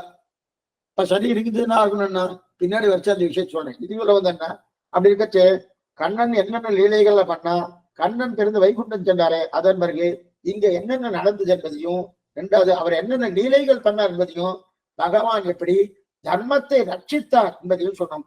நான் எப்படி தர்மத்தின் நடக்கணும், கண்ணன் எப்படி தர்மத்தை ரட்சித்தார் என்று சொல்லணும், நான் எப்படி தர்மத்தை நடக்கணும் என்று சொல்லணும் என்று சிஷ்யர்கள்லாம் ஆச்சாரியனான சூத்த பௌராணிகரை கேட்க, அதற்கு சூத்த பௌராணிகர் சொல்ல ஆரம்பிக்கிறார். சூத்த பௌராணிகர் சொல்ல ஆரம்பிக்கிறார். என்ன ஆரம்பிக்கிறேன்னா, நான் சொல்வத நீங்க மனசை செலுத்தி நன்னா கேளுங்க. நான் என்ன சொல்றேனோ அதை நீங்க மனசை செலுத்தி நன்னா கேளுங்க. பாகவதத்தை கேட்டு முடிச்ச உடனே உங்க மனசுல இருக்கும் சந்தேகம் ஒண்ணுமே இருக்கப்படாது. மனசுல இருக்கக்கூடிய சந்தேகம் என்ன, முடிச்சென்ன, கவலை என்ன, பயம் என்ன, இது இத்தனையும் தொலைணும். என்னைக்குமே ஒரு காலட்சேபம் கேட்டதுக்கு அப்புறம் இன்னும் சந்தேகம் அதிகமாயிடுச்சுன்னு வச்சுக்கேன், அவன் கேட்காம இருந்திருக்கான். சந்தேகத்தை தெளிவான அதனாதான் மாசுஷகான்னு சொல்றானு, சர்வதன்மான் பரித்தஞ்ச மாமேகம் தர்மம் ரஜா அகம் துவா சர்வபாபேட்டு மோட்ச இஷா மாசுதரா. சரணாகதிக்கு முன்னாடி சோகம் இருக்கணும். சரணாகதி பண்ணினது பிறகு சோகம் இருக்கப்படாது. சோகம் இருந்துட்டுன்னு வச்சுக்கேன், நீ சரணாகதி ஒழுங்கா பண்ணலேன்னு அர்த்தம், உனக்கு இன்னும் நம்பிக்கை வரலன்னு அர்த்தம்.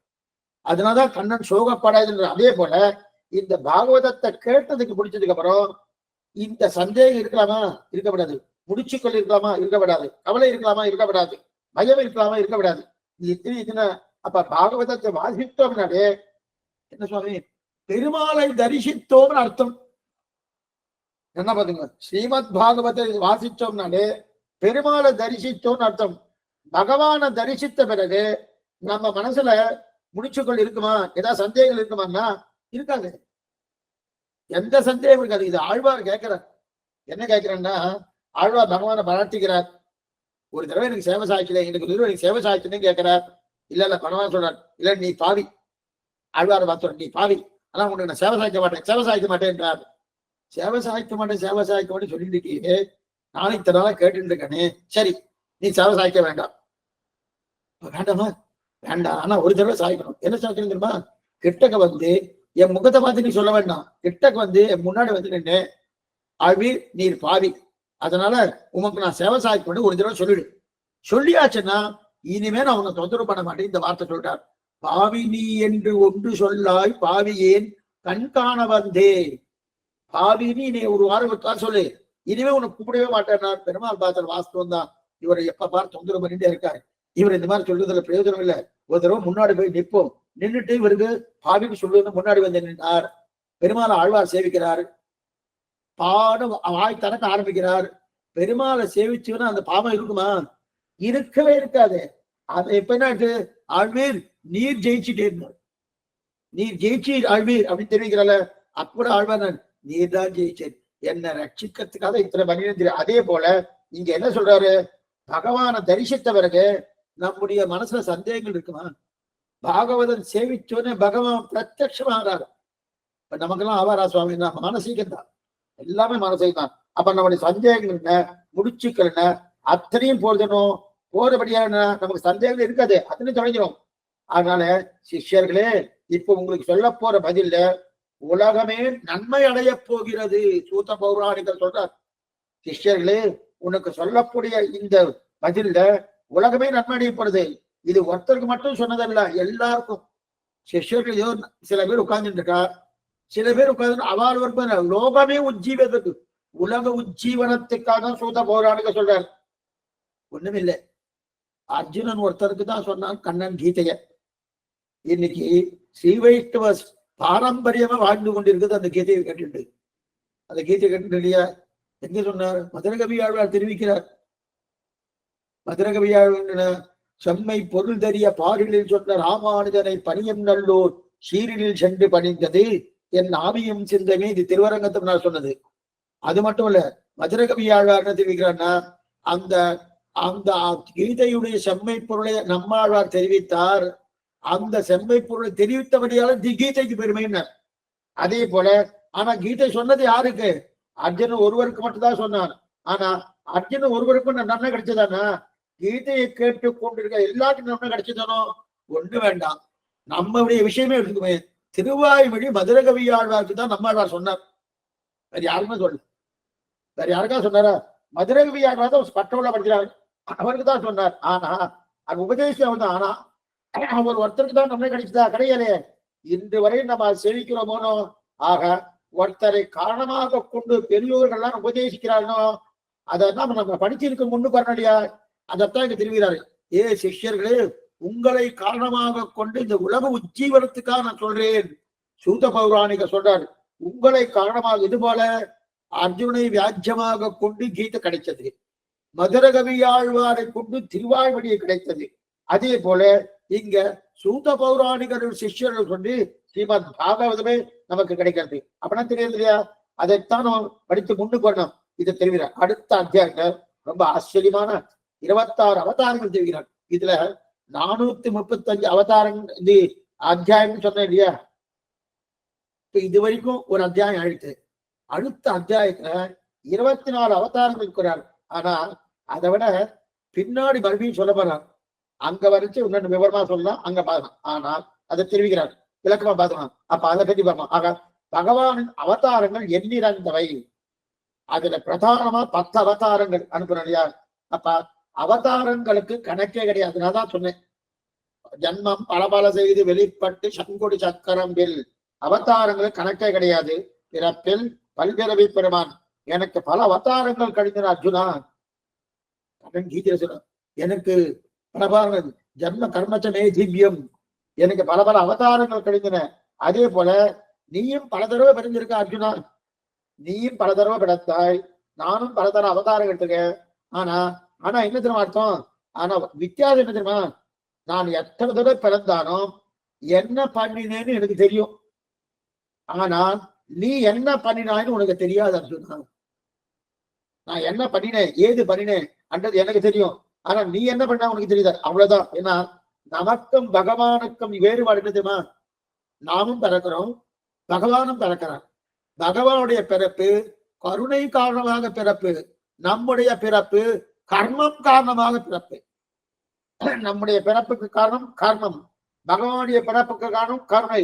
அப்ப நமக்கு இந்த பிறவில இன்னாருக்கு பிள்ளைன்றது கர்மதான். அடியனுக்கு இன்னார் தகப்பனார், இன்னார் தாயார், இன்னார் தமையனார், இன்னார் மனைவி வருதணும், இதெல்லாம் கர்மம் தான். கர்மத்தின் காரணமாக நமக்கு ஏற்படுறது என்பதுல. ஆனா பகவானுக்கு அப்படி இல்லை, அவருடைய கிருபையே காரணம், அவருடைய இச்சை, அவருடைய இச்சைப்படி இருந்தாங்க. அப்ப 24 அவதாரங்கள் சொல்லப்பட்டன. அது மேற்கொண்டு பார்க்கணும். இப்ப முக்கியமா நம்ம பார்க்க வேண்டியது பரீட்சித்தின் கதை. ஏன்னா இந்த பாகவதம் எப்படி வந்தது? சூத பௌராணிகர் சொன்னார், வாஸ்தவம் தான். முதல்ல வியாச பகவான் தன்னுடைய பிள்ளையாக இருக்கக்கூடிய பரீட்சித்துக்கு, சாரி சுக்கராச்சாரியர் சொன்னார், சுக்கராச்சாரிய பரீட்சித்துக்கு சொன்னார் இல்லையா? சுக்கராச்சாரிய பரீட்சித்து மகாராஜா, சுக்கராச்சாரிய மகர்ஷி. அவர் ஏன் பரீட்சித்து சொல்லணும், எதற்காக சொல்லணும்? அந்த சரித்திரத்தை முதல்ல பார்க்கணும். அப்ப பரீட்சித்துடைய கதையை பார்க்கணும். பரீட்சித்து எப்படி பிறந்தான், அவரால் இந்த ஜகத்துக்கு என்ன நன்மை ஏற்பட்டதா முதல்ல பார்க்கணும். பரீட்சித்துடைய பிறவியை முன்னாடியே பார்த்துட்டு நம்ம, ஏன்னா உத்தரையுடைய கர்ப்பத்துல அஸ்வத்தாமா என்ன பண்ணா, பிரம்மாஸ்திரத்தை விட அஸ்த பிரயோகம் பண்ண கண்ணனம் பெருமான் தான் ரட்சித்தான். அந்த சரித்திரத்தை முன்னாடியே பார்த்துட்டோம். அப்ப பரீட்சித்து ராஜ்யம் கிடைச்சிட்டு, ராஜ்யம் கிடைத்துல பரீட்சித்து மகாராஜா ராஜ்ய பரிமாறம் பண்ணிட்டு இருக்கச்சு எப்பவுமே இந்த கதைக்குள்ள சின்ன சின்ன கதையெல்லாம் வந்துட்டே இருக்கும். இந்த மகாபாரதம் வரைக்கும், பாகவதமாகட்டும் மகாபாரதமாகட்டும், அங்கங்க குட்டி குட்டி கதை. அதாவது ஒரு கதை போயிட்டு இருக்கும், கிளை கதை வரும். அந்த கிளை கதைக்குள்ளே ஒரு குட்டி கதை வரும். நம்ம அத்தனையும் ஞாபகம் வச்சுக்கணும். அதோடு தொடர்பு இருக்கும். இப்ப இதே போல இந்த கதையா பார்க்க போறோம். அதாவது 4வது சர்க்கம் வரையிலே ஒவ்வொன்றும் கதை தான். மொத்தம் 12 சர்க்கங்கள், 4 சர்க்கம் வரைக்கும். இப்ப முதல் சர்க்கம் தான் பார்த்துட்டு இருக்கோம். 4 சர்க்கம் வரையில் தனித்தனி கதை வந்துட்டு இருக்கும். அந்தந்த கதையை நீங்க என்ன பாருங்க, குழப்பிக்க கூடாது. இந்த கதை வச்சு அது கூட தனித்தனியா பார்க்கணும், தனித்தனியா சொல்லணும். இப்ப ஏன்னா ஒவ்வொரு கதையும் ஒரு 1/4 மணி நேரம் அல்லது 20 நிமிஷம் இல்ல 25 நிமிஷம் தான் இருக்கும். அதுக்குள்ள அந்த கதை மாறி ஒண்ணும் இல்லை. நம்ம நேத்திக்கு முந்தானத்துக்கு 2 கதை பார்த்தோம். ஆத்மதேவர் ஒண்ணு, பக்தி இருக்கிற பெண்ணு. இது ரெண்டுத்தையுமே நம்ம கன்ஃபியூஸ் ஆயிடுறது. கன்ஃபியூஸ் ஒன்றும் கிடையாது. ஆனா அந்த மாதிரி இன்னும் நிறைய கதை வர போகுது, அதெல்லாம் பார்த்துக்கணும். அப்ப குளறுபடி இல்லாம பார்த்துக்கணும். சுக்கராச்சார உபதேசம் பண்றது பரீட்சித்துக்குத்தான்.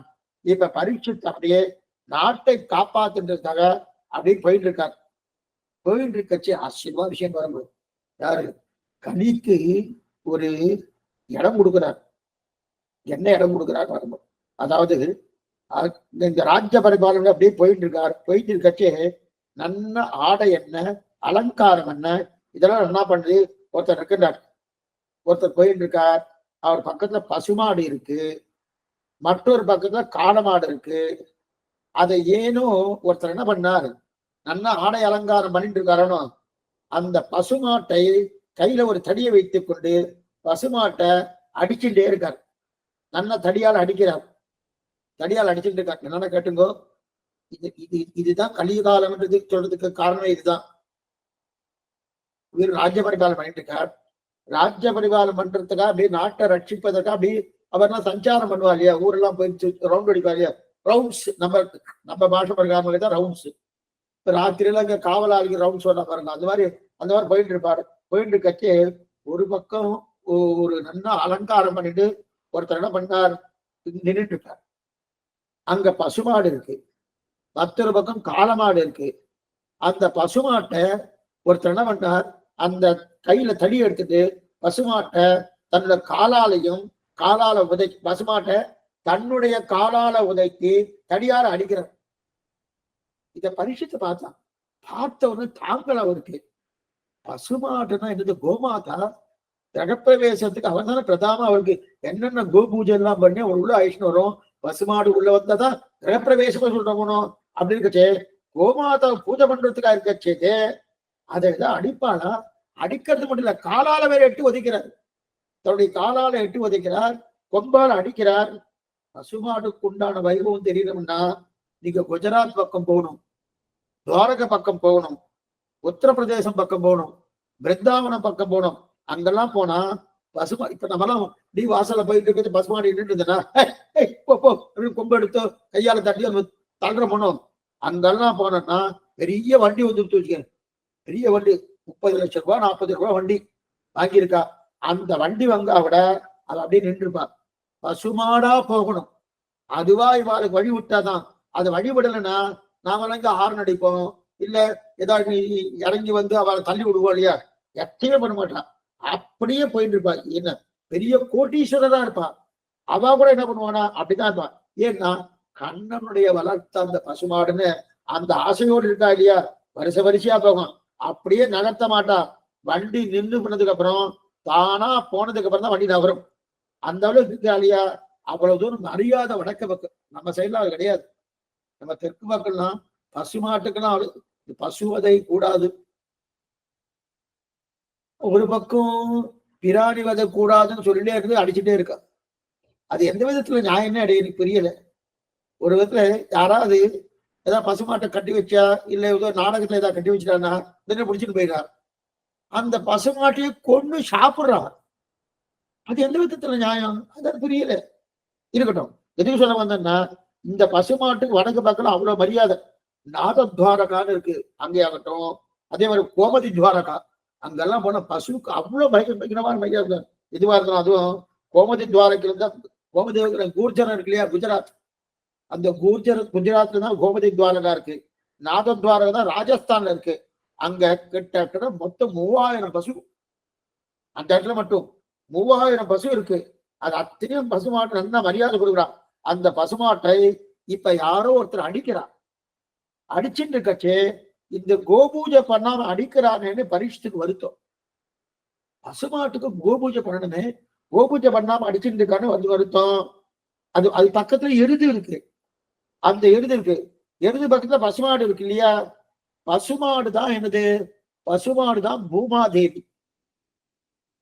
எருதான காளமாடுதான் மிகச்சிறந்த தர்ம தேவதை. கொஞ்சம் என்ன புரிஞ்சுக்கோ.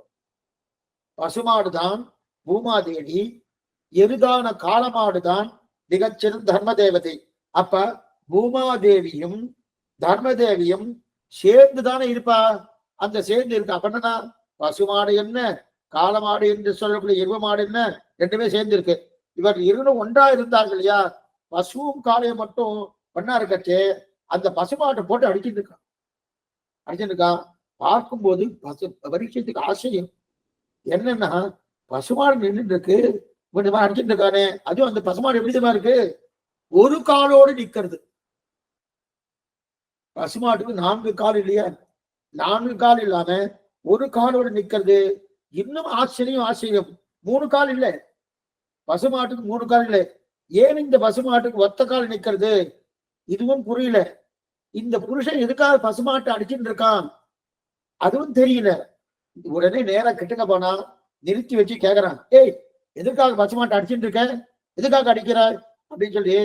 இன்னொரு தடவை அடிச்சாயானால் உன்னை இல்லைன்னு இப்பயே கொண்டுடுவேன், என்னுடைய பானத்தாலே உன்னை இப்படியே கொண்டுடுவேன் என்று சொல்லி அவனை அப்படி பரீட்சத்தை அவனை பயமுறுத்துறான்.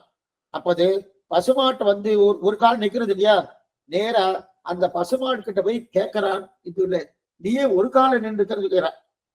அப்ப அந்த பசுமாடு பதில் சொல்றது, நான் தான் பூமாதேவி, என் பக்கத்துல இருக்கக்கூடிய காலமாடு தான் தர்ம தேவதை, நாங்க 4 கால்களோடு தான் இருந்தோம் கிருத்தயுகத்தில். நல்லா புரிஞ்சுக்கோ. இப்ப பசுமாடு என்ன சொல்றது, இப்ப ஒரு கால் தான் இருக்கு, ஆனா நாங்க 4 காலோடு தான் இருந்தோம் கிருத்தயுகத்தில். 4 காலோடு தான் இருந்தோம். இப்ப என்ன ஆயிடுச்சு, இப்ப 3 காலம் இருந்துச்சு. எப்ப முதல்ல திரேதா யுகத்தில் 3 காலம் ஆயிடுச்சு, துவாபர யுகத்தில் 2 காலம் ஆயிடுச்சு, இப்ப கலியுகத்துல ஒரு காலம் ஆயிடுச்சு ஆரம்பத்துல. அப்படின்னா கிருத்தயுகத்துக்கு இந்த பசுவுக்கு 4 கால்.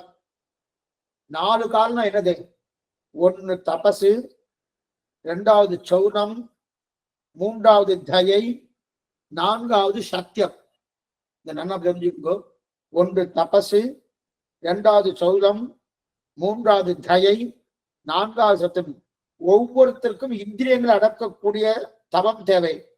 அதுதான் முதல் பெருமை. அப்படின்னா சௌச்சம் தபஸ்னா என்னது, இந்திரியங்களை அடக்கணும்னு, அதுதான் முதல் தேவை, அதுதான் தபசு. அப்புறம் சௌச்சம் என்ன, சுத்தமா இருக்கணும். சுத்தமா இருக்கணும், மனசுல நினைத்ததை வாயில பேசணும், வாயில பேசினதை செயல்ல காட்டணும். இதுதான் சௌச்சம். சௌச்சம்னா என்ன தெரியுமா அர்த்தம், இங்க என்ன நினைக்கிறனோ அது வாயால பேசணும், வாயால பேசினது என்னவோ அது செயல்ல காட்டணும். அதுதான் சௌச்சம்னு பேரு. அப்ப இங்க உள்ளொன்று வைத்து புறமொன்று பேசுவான்னு சொல்லுவா பாருங்க, அந்த மாதிரி இருக்கப்படாது. அதுதான் சௌச்சம்னு பேரு. அதுக்கப்புறம் அடுத்தது 3வது தயை. எல்லா ஜீவராசிகளிடத்திலையும் நல்ல அன்போடு இருக்கணும், யார் கஷ்டப்பட்டாலும் உதவி பண்ணுகிற மனப்பான்மை இருக்கணும். இது 3வது. அப்ப 4 காலுக்கு என்ன நமக்கு பின்னாடி அர்த்தம் என்னன்னு பாக்குறோம். கிருத்தயுகத்துல 4 கால் இருந்ததுனோ, தபசு, சௌச்சம், தயை, சத்தியம். தபஸ் என்பது என்னது, நன்னா ஒவ்வொரு நிலையிலையும் நன்னா இருக்கணும். எப்படி இருக்கணும், ஒவ்வொருத்தரும் இந்திரியங்களை அடக்கக்கூடிய தவம் இருக்கணும், அதுதான் தபசு. சௌச்சம் என்றது சுத்தமா இருக்கணும், மனசுல நினைக்கிறது வாயால பேசி வாயால பேசினதை செயல்ல காட்டுறது, இது சௌச்சம்னு பேரு. 3வது தயன்னா எல்லா ஜீவராசிகளிடத்திலே யார் கஷ்டப்பட்டாலும் அன்போடு இருக்கக்கூடிய நிலைமை, உதவி பண்ணக்கூடிய மனப்பான்மை இருக்கணும், இதுக்கு தயன்னு பேரு. கடைசியா சத்தியம். சத்தியம்னா என்ன சொல்றீங்கன்னா உண்மை பேசுதல். புலன்களை அடக்க வேண்டும், உண்மை பேசணும், எப்பவுமே சத்தியமாகணும். ஆக புலன்களை அடக்கணும், ஜீவராசிகளை தயை வேணும், உண்மை பேசுதல் வேண்டும், மனம் ஒன்று நினைத்து வாய் ஒன்று பேசி கை ஒன்று செய்யப்படாது. இந்த 4ம் ஒன்று இருக்கணும் இல்லையா. இப்ப இந்த 4 கால் இருந்ததா பசுவுக்கு, எப்ப கிருத்தயுகம். கிருத்தயுகத்துல இந்த 4 கால்கள் இருந்தது. கிருத்தயுகம் முடிஞ்ச உடனே ஒரு கால் போயிடுச்சு. கிருத்தயுகம் முடிஞ்ச உடனே ஒரு கால் போயிடுச்சு. திரேதாயுகம் வந்த உடனே என்ன ஆயிடுச்சு, இப்ப கிருத்தயுகம் முடிஞ்ச உடனே என்ன ஆயிடுச்சு, ஒரு கால் போயிடுச்சுன்னா 3 காலோடு இருக்கு. இப்ப திரேதாயுகம் வந்துடுச்சு. திரேதாயுகம் வந்த உடனே 2 கால் போயிடுச்சு. துவாபரயுகம் வந்த உடனே 3 கால் போயிடுச்சு. 3 கால் போயிடுச்சு. இப்ப கலியுக தொடக்கத்துல ஒத்த காலம் நிற்கிறது. கிருத்தயுகத்துல ஒரு கால் போய் 3 காலம் நின்றுச்சு. திரேதாயுகத்துல அப்படின்னு திரேதாயுகத்துல 2 கால் போய் 2 காலம் நின்றுது. துவாபர யுகத்துல ஒரு கால் போயிடுத்து, ஒரு கால் நிற்குது. கலியுகத்துல ஒரே கால் தான் நிற்குது. அது கலியுக தொடக்கத்துல நிற்கிறது. கலியுகம் முடியும் போது அந்த காலம் போயிடும். அப்பனா என்ன அர்த்தம், தபஸ் என்ன, சௌச்சம் என்ன, தயை என்ன, சத்தியம் என்ன, 4ம் போயிடும். அந்த காரியம் வரும். அதன் பிறகு பகவான் அவதாரம் பண்ணுவார். என்ன அவதாரம் சுவாமி, கலியுகத்துல என்ன அவதாரம், கல்கி அவதாரம் இல்லையா. கல்கி அவதாரம் பண்ணி மறுபடியும் நல்லார்களை ஸ்தாபித்து 4 கால்களை திரும்ப கொடுக்கிறார். இதுதான் இந்த சரீரத்தை கொடுக்க வேணும். சரி, இப்ப ஒவ்வொன்றையும் மாற மாற மாற மாற தவமும் சௌசமும் தயமும் சத்தியமும் குறைஞ்சு கொண்டே வருது இல்லையா?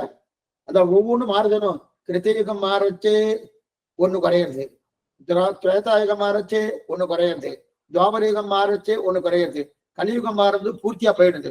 மறுபடியும் பகவான் கல்கி அவதாரம் பண்ணி அவனுக்கு அந்த தர்மத்தை ஸ்தாபனம் பண்ணி நல்லார்களை ஸ்தாபித்து மேற்கொண்டு 4 காலை கொடுத்து மேற்கொண்டு கிருத்தகத்துல 4 காலோடு இருக்கணும்னு தெரியுது. சரி, இப்ப பகவான் தான் அந்த பூமியை சிருஷ்டித்து இதெல்லாம் பண்ண, அதனால கவலைப்பட வேண்டாம். அந்த தர்ம தேவதையை பார்த்து பக்கத்துல இருக்க பூமியை பார்த்து நீங்க கவலைப்பட வேண்டாம். யார் சொல்ற?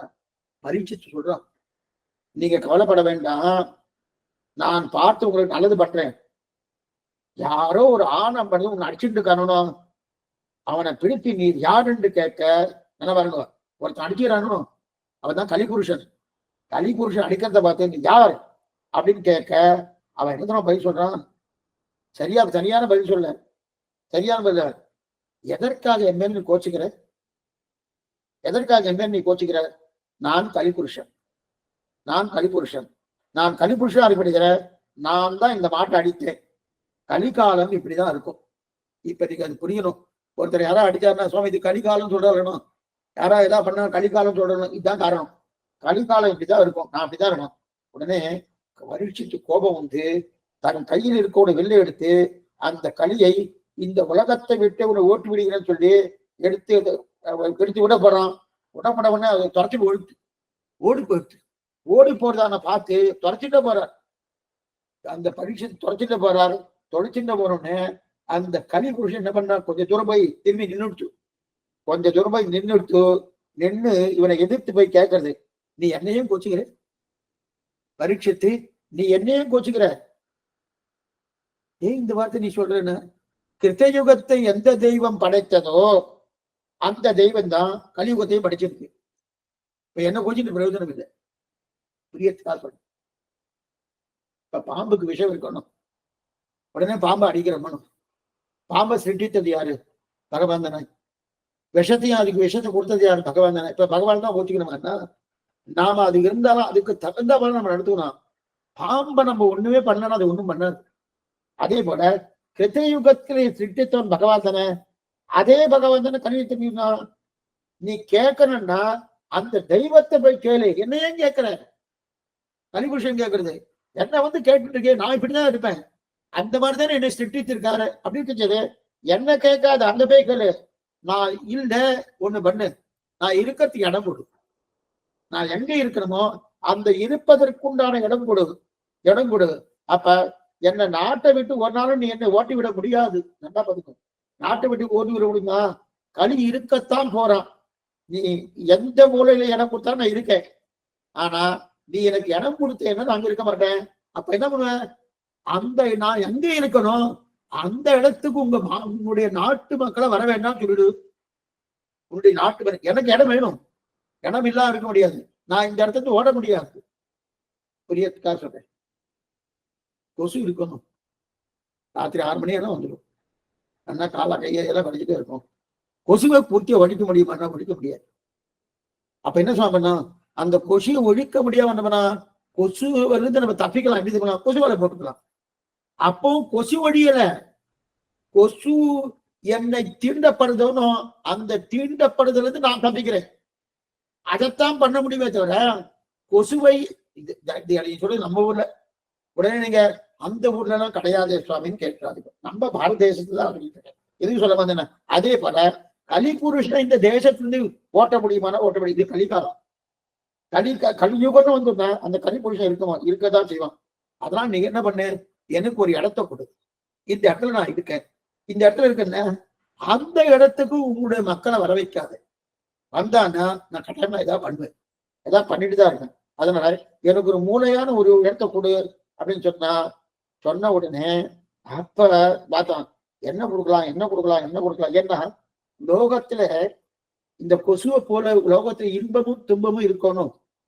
இன்ப துன்பங்கள் இருக்கணும். இன்ப துன்பத்தை ஒழிக்க முடியும்னா ஒழிக்கவே முடியாது. இன்ப துன்பம் இது போல பகவான் எங்கேயும் வியாபிச்சிருக்கணும். அந்த மாதிரி வியாப்தி வந்து கொசுக்கே இருக்கு போட்டு எங்க பார்த்தாலும் இருக்கும். விஸ்வம் விஸ்வம் வஷத்காரகா பூத பவ்ய பகவத்பதுன்னு விஷ்ணுவுக்கு சொல்றோம். விஷ்ணுனா வியாப்தி, வியாபிக்கிறான் எங்கம் அப்படிங்கிற இல்லையா. ஆனா கொசு அதே மாதிரி வியாபிக்கிறது இல்லையா. எதுக்கு சொல்ல வந்தேன்? அதே போல இந்த இன்பத்துக்குள் ஒழிக்க முடியாது. ஆனா இன்பத்துக்குள் வரும்போது சமாளித்துக் கொள்ளும் தன்மை நம்ம வளர்த்துக்கலாம். சமாளித்துக் கொள்ளும் தன்மையை நம்ம வளர்த்துக்கலாம் தவிர அதற்காக இன்ப துன்பத்தையே ஒழிக்கலாம்னா கிடையாது. இப்ப நோய் வருது, நோயே ஒழிச்சிடலாமா? சில பேர் சொல்லுவாங்க நோய் வராம ஒழிச்சிடணும் சுவாமி, அது ஒண்ணுமே வரக்கூடாது. நோய் வராமலாம் ஒழிக்க முடியாது. அது கூட பண்ணாலும் பண்ணலாம். நோய் வராம ஒழிக்க கூட அது கூட பண்ணாலும் பண்ணலாம். ஏதோ ஒரு வாய்ப்பாக இருக்கு. இன்ப துன்பங்களை பூர்த்திய ஒழிக்க முடியுமானா ஒழிக்கவே முடியாது.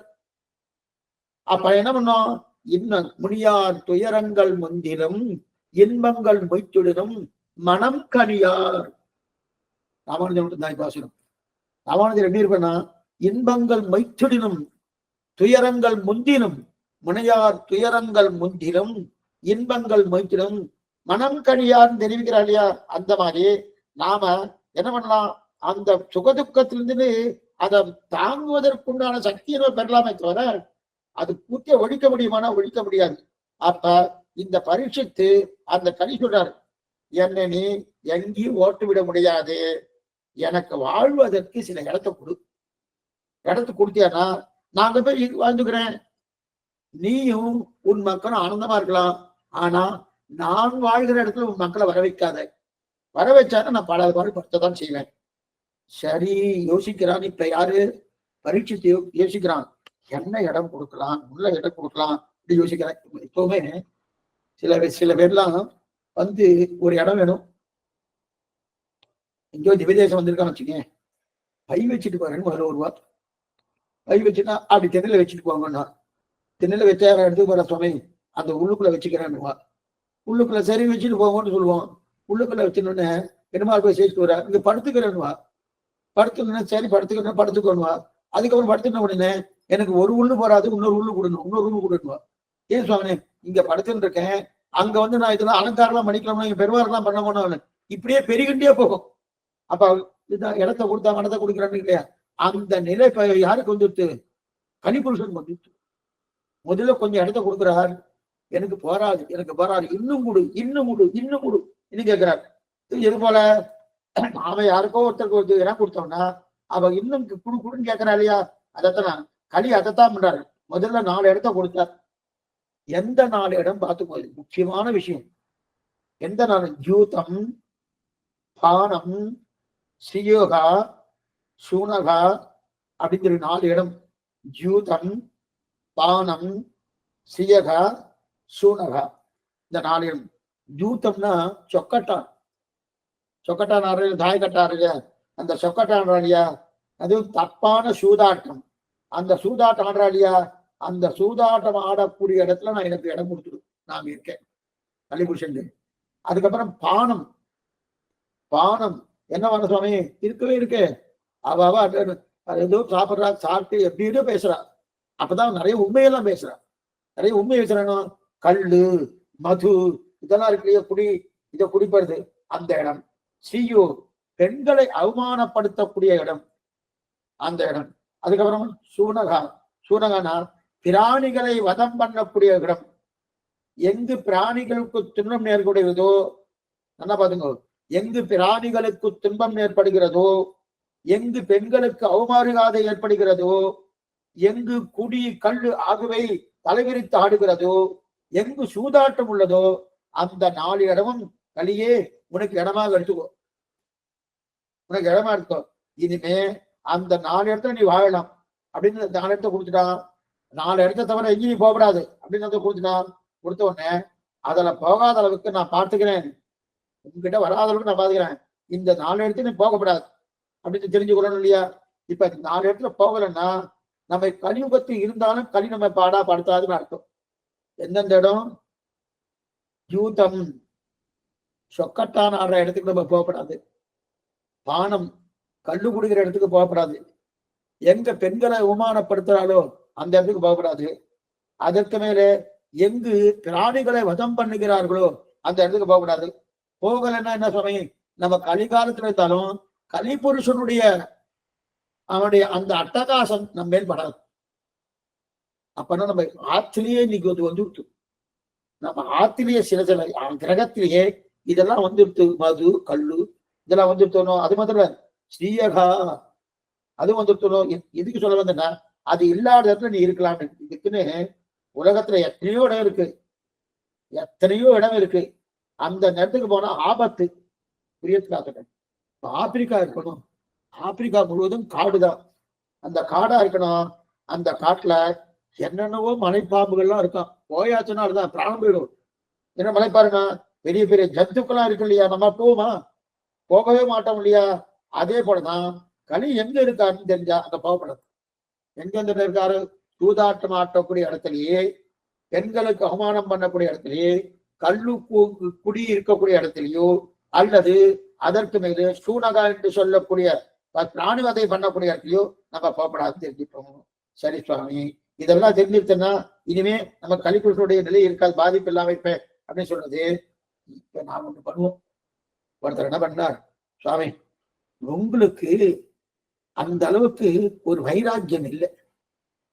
ஒரு சுவாமி சொல்றாரு, அந்த அளவுக்கு ஒரு வைராக்கியம் இல்லை, நான் அங்க இருந்தா கூட அந்த பாதிப்பு என் மேல படாத அளவுக்கு நான் பாத்துப்பேன்.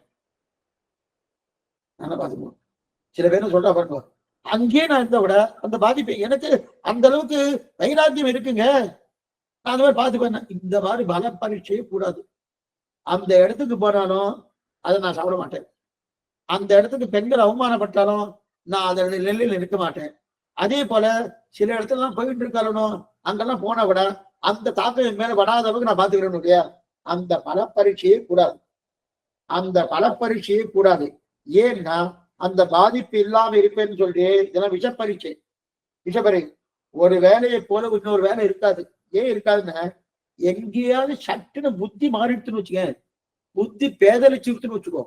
புத்தி பேதலிச்சுனால வழியில்லா வெடிக்க போயிடுவேன். அதுக்கப்புறம் திரும்பி வர்றதுக்கு இந்த ஜென்மா இல்ல, எத்தனை ஜென்மம் எடுக்கணும்னு தெரியாது. திரும்பி வர்றதுக்கு இந்த ஜென்மா மட்டும் எத்தனை ஜென்மம் எடுக்கணும். அதனால முடிந்த அளவுக்கு அதுல இருந்து விலகி இருப்பது. அங்க ஒரு தீயது நடக்கிறதா, கலிபுருஷன் அங்க இருக்கானா, கலிபுருஷன் அங்க இருக்கானா என்ன அர்த்தம், இந்த 4 இடம் சூது விளையாடுவது, பானம் குடிப்பது, பெண்களை அவமானப்படுத்துவது, பிராணிவதை பண்றது, அங்க நமக்கு போக வேண்டிய அவசியமே இல்லை. அதை நம்ம முதல்ல அதை விலகி இருப்பதுதான் நலம். அப்ப இது மட்டும் இல்ல, லோகத்துல சூதாடுறதுக்குன்னு ஒரு நாடே இருக்கு. உங்களுக்கு தெரியுமா, ஒரு ஊரே இருக்கு சூதாட்டத்துக்குன்னு ஒரு ஊரே வச்சுட்டு இருக்கா. இது என்ன அவசரம், அந்த மாதிரி இருக்கு. பெண்களை அவமானப்படுத்துறதுக்குன்னு ஒரு ஊர் இருக்கு, சூதாட்டத்துக்குன்னு ஒரு ஊர் இருக்கு, மது கல்லுக்காக ஒரு ஊர் இருக்கு. இதெல்லாம் இருக்கணும். அது ஜூதம் ஆடுறதுக்காக ஒரு ஊர் இருக்கு. இதெல்லாம் வச்சுட்டு காரணம். அப்படி இருக்கச்சே அங்கெல்லாம் கலிபுருஷன் பூர்வமா இருக்கணும். ஒரு கலிபுருஷன் என்ன கேட்டார்னா, இந்த 4 இடம் எனக்கு போராதுன்னு. சாமி நீங்க கொடுத்தது சரிதான், இந்த 4 இடம் எனக்கு போராது. இந்த முதலியே சொன்னேன், ஒருத்தர் ஆத்துக்கு வந்தாருன்னா கொஞ்சம் இடத்த கொடுத்தா இடத்த கேட்பாரு இல்லையா, இந்த 4 இடம் எனக்கு போராதுன்னு சொன்னார். போராதுன்னு சொன்ன உடனே சரி 5ஆம் இடம் தரேன், அதோட விட்டுக்கோங்க. 5ஆம் இடம் தரேன்னார். இந்த இடம் ரொம்ப முக்கியம். 5ஆம் இடம் தரேன். எந்த இடத்தில் தங்கத்தில் ஆசை இருக்குமோ அந்த இடத்துல களி இருப்பான்னு நமக்கு சந்தேகம். எந்த இடத்தில் இதெல்லாம் பாருங்க, எந்த இடத்தில் தங்கத்தில் ஆசை இருக்குமோ அங்கு களி குடிகொண்டிருப்பார். சுவாமி தங்கத்தில் ஆசை இருந்தா களி கொண்டிருப்பார்னா பயமா இருக்கு சுவாமி. அப்பன்னா தங்கத்தால செயின் போட்டுக்கப்படாது, தங்கத்தால கம்பளி போட்டுக்கூடாது, தங்கத்தால ஒட்டியானம் போட்டுக்கப்படாது, தங்கத்தால் நெக்லஸ் போட்டுக்கப்படாது, ஒண்ணுமே பண்ண மோதிரம் கூட போட்டுக்கூடாது அப்படின்னு சொல்லிட்டு இருக்கிற. அது அர்த்தம் இல்லை. எங்க தங்கத்தில் ஆசை இருக்குமோ அடிப்படை தங்கத்துல இதை சொல்லவே இல்லை. சில பேர் மாங்கல்யம் தங்கத்தால் போட்டுக்கிறார். சில பேருக்கு மாங்கல்யம் அந்த மாங்கல்யம் இருக்கு இல்லையா, மாங்கல்ய சரிடே தங்க செயின்ல போட்டுக்கிறார். சில பேர் மாங்கல்யம் அநேகமா எல்லாருக்கும் இந்த மஞ்சள் கும்பத்துல தங்கத்துல பண்ணிக்கிறான். அதெல்லாம் இங்க சொல்லல, அதெல்லாம் இங்க சொல்ல. தங்கம் இருக்கணும், மாங்கல்யத்தில் இருக்கணும், அது மட்டும் இருக்கணும். ஆனா ரிஷிகள் என்ன நான் தெரிவிக்கிறேன், தங்கத்து மேலும் உங்களுக்கு அவ்வளவு தூரம் வைராக்கியம் வரணும்ன்றான். ஆனா இன்னைக்கு வைராக்கியம் நம்ம வரவேச்சுக்க வேண்டாம், தன்னடியே இருக்கு. ஏன் இருக்குன்னா 50,000 மேல போயிட்டு 50,000 மேல போயிடுத்து சுவாமி, கையை கூப்பிடுறேன் சுவாமி, எனக்கு அதெல்லாம் பயமா இருக்கு, எங்க நான் வாங்குறது, இன்னைக்கு 50,000 60,000 இந்த வருஷத்துக்குள்ளே 1,00,000 போயிடுன்னு சொல்லிட்டு இருக்கா, 1,00,000 போகுன்னு இருக்கா. அதனாலேயே நமக்கு அந்த வைராக்கியம் வந்துட்டு. இவன் ரிஷிகள்லாம் சொல்லியிருக்கா, தங்கத்துல வைராக்கியம் வச்சுக்கோ, வைராக்கியம் வச்சுக்கோன்னு சொல்லியிருக்கா. ரிஷிகள் சொன்ன வார்த்தையை கேட்டனோ இல்லையோ, இங்க இருக்கிற நிலைமையை பார்த்தா வைராக்கியம் தன்னையே வந்துடும் போல் இருக்கு அப்படின்னு சொன்ன. அதனால ஆசைப்படக்கூடாது அப்படின்னு 5வது இடத்த சொன்னார். எங்கே நிலவர 5வது ஆயிடுத்து, இருந்தாலும் போகல. அதுக்கு முதல்ல 4 இடம் கொடுத்தார், அது போறன்னு சொல்லி 5வது இடம் தங்கத்தை கொடுத்தார். தங்கம் எங்க இருக்கோ அதனாலதான் தங்கத்தின் மேல நிறைய ஆசைப்படக்கூடாது. ஆனா இன்னைக்கு என்ன, தங்கத்திலேயே இன்வெஸ்ட்மெண்ட் பண்றோம். இதெல்லாம் எங்க பாகவதத்தை கேட்கணும், தவறான கருத்துக்கள். தங்கத்தை இன்வெஸ்ட் பண்ணி வாங்கி வச்சுன்னா இருக்கு சுவாமி, பின்னாடி யூஸ்ஃபுல்லா இருக்குமோ அப்படின்னா. நமக்கு இன்வெஸ்ட்மெண்ட் எங்க தான் இருக்கணும், சேவை கூட்டத்துல. எஃப்டி அங்கதான், இங்க கிடையாது. எப்படி அது யாரு, திருக்கோளூர் வைத்தமாநிதி பெருமாள் நிதி எங்க இருக்குன்னா அங்கதான் இருக்கு, வைத்தமாநிதி. அந்த வைத்தமாநிதி எது, உண்ணும் சோறு பருகு நீர் தின்னும் வெற்றிலை எல்லாம் கண்ணன் எம்பெருமான் என்றென்றே கண்கள் நீர் வல்கி மன்றுனுள் அவன்சீர் வளமிக்கவனூர் விளைவி தின்னமென்று இளமான் புகுமூர் திருக்கோளூர் தெரிவித்தார் ஆழ்வார். அவர் தான் வைத்த எஃப்டி, அவர் தான் தவிர அது அங்க இருக்கு. இதுக்கு சொல்ல வந்தோம்னா, இதெல்லாம் தங்கத்துல ஆசையை வைக்கக்கூடாது, வைராக்கி வைக்கணும். இருக்க வேண்டியபடி இருந்தா போறோம், அதுக்கு ஒண்ணுமே வேண்டாம்னு நீ சொல்ல. அதெல்லாம் ரிஷிகள் அந்த மாதிரி சொல்ல. மாங்கல்யத்துக்கோ மற்றதுக்கோ தாராளமா பண்ணிக்கலாம். ஆனா அதுக்குன்னு அதுல இன்வெஸ்ட் பண்ணி வச்சுட்டு அதிலே நிறைய போட்டுட்டு அப்படியே ஜொலிக்குண்டு மினிக்குண்டு பிறன்மினுக்கும் பொறாமையில்லா பெருமையும் பெற்றோமே தெரிவிக்கிறார் மணவாள மாமணிகள் ஆட்சி பிரபந்தத்துல. இந்த அப்படியே அவருக்கு அப்படி மினிக்கின்றே போகணுமா, பாருங்க அப்படின்னு சொல்றா பாருங்க. அந்த மனம் கூடாதுன்னு தெரிவிக்கிறார். ஆக 5 இடம் ஆயிடுத்து. எங்க அதுக்கப்புறம் 6வது 10 இடம் கேட்டுக்காரு. இது 10 இடம் கேட்டுக்காரு. எங்கே பொய் பேசப்படுகிறதோ, நான் உயர்குலத்தில் பிறந்தேன், சிறந்த அறிவாளி, பேரழகன், பணக்காரன் என்கிற செருக்கு எங்கு இருக்கோ, எங்கு செருக்கு இருக்கோ, செருக்கு அடைந்தவர் உள்ளார்களோ அங்கு கழிவாடுகிறான். அப்பனா எங்கு பொய் பேசப்படுகிறதோ, பொய் பேசுற இடத்துல கலிபுருஷன் இருக்கான். ரொம்ப ஜாகிரதையா பார்க்கணும். பொய் பேசுற இடத்துல கலிபுருஷன் இருக்கான். 2வது, நான் உயர்குலத்தில், நான் பிராமணன், உயர்குலத்தில் பிறந்தேன், சிறந்த கவி, சிவந்த அறிவாளி, அழகான பேரழகன், நான் பணக்காரன். இந்த செருக்களை வந்துட்டு வச்சுங்க. இதுதான் வித்யாமதம், குலமதம், அது மருகன் தைரியமதம் சொல்றா இல்லையா. அப்பனா குலமதம், குலத்தாலே செருக்கு, வித்தையாலே செருக்கு, பணத்தாலே செருக்கு இருக்கு இல்லையா. இதுதான் முக்குறுமணி பேரு. அதெல்லாம் இருந்தா அதெல்லாம் கலிபுருஷன் இருக்கானோ, அங்க அபடிஷன் வரணும். அதுக்கப்புறம் காமம், காமன் எதில் எடுத்தாலும் ஆசை, எதை பார்த்தாலும் உடனே அதுக்கு வேணும், எதை பார்த்தாலும் உடனே அது எனக்கு வேணும், எனக்கு வேணும் அப்படிங்கிற இல்லையா. அந்த ஆசை இருக்கப்படாது. அந்த ஆசையை தான் ஆழ்வார் தெரிவிக்கிறார். கண்டு கேட்டு உற்று மோண்டு உண்டு உழரம் தெரிவறிய அளவில்லா சிற்றின்பன். அப்ப வெறுமனே சிறு இன்பத்தை அனுபவித்தல் ஆசையே கூடாது. சின்ன சின்ன இன்பம் சிற்றின்பம், சின்ன சின்ன இன்பத்துல ஆசையே கூடாது. அடுத்து ரஜஸ், ரஜோகுணம், எங்க பார்த்தாலும் கோபம், யாரை பார்த்தாலும் கோபம், எதை பார்த்தாலும் கோபம், எதுக்கு எடுத்தாலும் கோபம், அப்பால கோபம். அப்ப கோபம் சொல்ற அளவுக்கு கோபம். சுவாமி அவருக்கு கோபம் இருக்குன்னு சொல்லாதீங்க, அவரே கோபம், அந்த அளவுக்கு கோபம். அவரே கோபம் என்று சொல்லும் அளவுக்கு, கோபம் வேறல்ல அவர் வேறல்ல, அவரே கோபம் என்று சொல்ல இல்லையா. அந்த அளவுக்கு ஒருத்தர் கோபப்படுறாருன்னா அங்கும் கனி இருக்கிறார், அங்கும் கனி இருக்கார். ஆக 9 ஆயிடுச்சு. 9 கடைசியா வைரம். வைரம்னா பகைமை பாராட்டுறது. ஒருத்தரை பார்த்தா பிடிக்கல, அதுவும் இன்னைக்கு நிறைய அந்த மாதிரி ஒரு பொறாமை வந்து விட்டு. என்ன பொறாமைனா, இவரை பார்த்தா இவர் நிறைய முன்னுக்கு வர்றார் சுவாமி, அவரும் என் வயசுதான், என்ன பண்ணதான் படிச்சிருக்கார், ஆனா அவருக்கு நிறைய பெருமை வந்துடுத்து, அவரை பார்த்தா பொறாமையா இருக்கு. இதுதான் வைரம்னு பேரு. அப்ப பகைமை பாராட்டுதல். உலகத்தில் இருப்பவர்களோடு வேண்டியவர்கள் என்ன எல்லாரும் வேண்டியவர்களா இருக்கணுமே தவிர இன்னாரை பிடிக்கும் இன்னாரை பிடிக்காது அப்படின்னு இருக்கப்படாது. ஆனாதான் யாரிடத்துமே பகைமை பாராட்டக்கூடாது. அடிக்கடி சொல்லுவேன். என்னன்னா, தேவதாந்திரம் கூடாதுன்னு சொல்லணும். இது சம்பிரதாயம் இந்த மாதிரி சொல்றது. சரி, அப்ப உடனே அவனை வெறுக்க வேண்டிய அவசியம் இல்லை. அவ பாடு அவ வந்து நம்ம பாடு வருது. யாருமே ஏன்னா அவாலும் பகவானுக்கு சரீரம் பதில் அது புரிஞ்சுக்கணும். இது ரொம்ப அவளுக்கு கொடுக்க வேண்டிய மரியாதை கொடுத்துதான் ஆகணும். அவாலும் ஏன்னா அவ நம்மளை காட்டும் உயர்ந்த ஸ்தானத்துல இருக்கா அந்த தேவதை. நம்மளை காட்டும் நல்ல ஞானத்துல இருந்துட்டு இருக்கா. யாரையும் பகைமை பாராட்ட வேண்டிய அவசியமே கிடையாது. ஆனா அவ ஸ்தானத்துல நழுவி நம்ம கிட்ட கேட்டா சுவாமி உங்க பாடு திருமேஸ்வரராஜ் தான் வந்தார். அவரும் பகைமையும் பாராட்டல. அந்த சிவபெருமான் வந்தா உம்ம ஸ்தானம் உமக்கு, என்னுடைய ஸ்தானம் எனக்கு, நீர் ஒண்ணு எனக்கு பண்ண வேண்டாம் தான் சொன்னாரே தவிர அவரை எதிர்க்கவே இல்லை. மேற்கொண்டு அவர் வந்து முக்கண்ணனை திறந்தார். அதுக்கப்புறம் இவர் காலில் இருக்க ஒரு கண்ணை திறந்தார். அதுதான் சரித்திரம். இதுக்கு சொல்ல வந்தேன்னா இப்ப யாருக்கும் கோபம் பண்ணப்படாது. கோபம் பார்த்தால என்ன ஆகுன்னா அப்ப என்ன ஆகும், அது பிடிக்கலையே சுவாமி இவர் முன்னுக்கு வந்துருக்கு. இன்னைக்கு எது வரைக்கும் எடுத்துனா அண்ணா தம்பிக்குள்ளேயே அந்த பகைமை பாராட்டக்கூடிய தன்மை வந்துடுச்சு. அண்ணனை காட்டிலும் தம்பி முன்னுக்கு வந்தா பகைமை, தம்பியை காட்டிலும் அண்ணன் முன்னுக்கு வந்தா பகைமை. அதே போல இந்த நிலவுக்கு வந்துடுச்சு. அக்காவை காட்டிலும் தங்கை முன்னுக்கு வந்துட்டா தலைவை. இதெல்லாம் கல்யாணம் ஆனது இருக்கு. அதுக்கு முன்னாடி இல்லை. கல்யாணம் ஆயிடுச்சுன்னு வச்சுக்கோ, அதுல நிறைய வேறுபாடுகள் வந்து இருக்கணும். இதுக்கு சொல்லுவாங்க அந்த பகைமை கூடாது. இது என்ன காரணம்? காரணமே இல்லை. ஏன் சுவாமி அவரை பிடிக்கல? எதனால பிடிக்கல? சுவாமி பிடிக்கலன்னு சொன்னா விட்டுடு. ஏன் பிடிக்கல இது கேட்கிறேன்னு அதுக்கு ஒரு காரணம் இருக்க வேண்டாமா? காரணம் இல்லாம பிடிக்கல. காரணம் இல்லாம பிடிக்குமா சுவாமி? இதுக்குதான் அசத்தியாபச்சாரம் பேரு. பகவதபச்சார, பாகவதபச்சார, அசத்தியாபச்சாரம். அசத்தியாபச்சாரம்னா தேவையற்ற கோபம். எதனால அந்த கோபம் ஏற்பட்டது, எதனால விரோதி மனப்பான்மை, அது வந்து அது கிடையாது.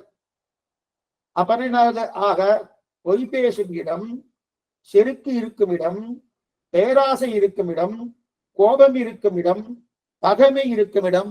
அப்ப மொத்தம் 10 ஆயிடுச்சு. பொய் பேசும் இடம், செருக்கு இருக்கக்கூடிய இடம், பேராசை இருக்கக்கூடிய இடம், கோபம் இருக்கக்கூடிய இடம், பகைமை இருக்கக்கூடிய 10 இடம். இத மறுபடியும் பாக்குறேன். 10 என்னன்னு மறுபடியும் சொல்றேன். அதாவது ஜூதம், பானம். இது ஸ்லோகத்துல என்ன இருக்கோ அதை சொல்லிட்டு இருக்கேன். ஜூதம், பானம், ஸ்ரீயகோ, சூனகா, ஜாதரூபம், அன்ருத்தம், மதம், காமம், ரஜோ, வைரம். இந்த 10 இருக்கக்கூடிய இடத்தில் யாரு? கலிபுருஷன் குடியிருப்பார். அப்ப என்ன அர்த்தம்? மறுபடியும் சொல்றேன். ஜூதம் என்றால் சூதாட்டம், பானம் என்றால் குடித்தல், அதற்கு ஸ்ரீயோ என்றால் பெண்களை அவமானப்படுத்தல், சூனக என்றால் அதாவது பிராணிகளை வதம் பண்ணுதல், அதற்கு மேற்கொண்டு என்னென்ன இருக்கு இது என்னென்ன இன்னொரு இந்த 4ஆச்ச. 5வது தங்கத்தில் ஆசை வைத்தால் அது பிரயோஜனம் இல்லை. இது இத்தையும் சொன்னார் இல்லையா? ஆக 10 இடம் 5 இடம் ஆயிடுச்சு. தங்கத்தில் ஆசை, அதே போல சூதாட்டம், குடி, அடுத்து பெண்களுடைய அவமானம், பிராணி வதை, அதற்கு மேற்கொண்டு செருக்காக இருப்பது, தேவையற்ற கோபம், செருக்கு இருக்கும் இடம், அது பொய் பேசும் இடம், பேராசை இருக்கும் இடம், கோபம் இருக்கும் இடம், பகைமை இருக்கும் இடம். இந்த மொத்தம் 10. இந்த 10 இருக்கக்கூடிய இடத்துல கலிபுருஷன் இருக்கபடியாலே அதை நம்ம அவாய்ட் பண்ணணும். அவாய்ட் பண்ணணும்னா அந்த இடத்துக்கு நம்ம போகப்படாதுல்ல. நாம இருக்கக்கூடிய இடத்துல அந்த 10 இருக்கப்படாது.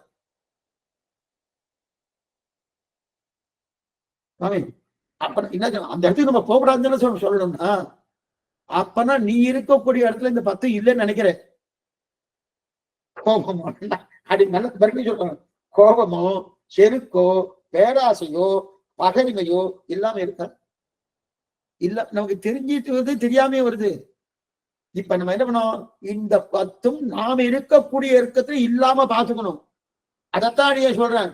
நாம என்ன ஆனா அவர் சொன்னது அந்த காலத்துல அவர் இருந்த காலத்துல என்ன ஆயிடுச்சு? அவருடைய காலத்துல அந்த மாதிரியான நிலை இல்லை.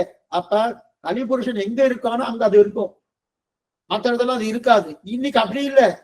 இந்த கலிபுருஷன் இருக்கிற லோகமே கலிபுருஷனாக சொல்லப்பட்டிருக்கு. அப்ப நினைக்கணும், நாம இருக்கிற இந்த வீட்டுல இந்த 10 இல்லாத பார்த்துக்கணும்.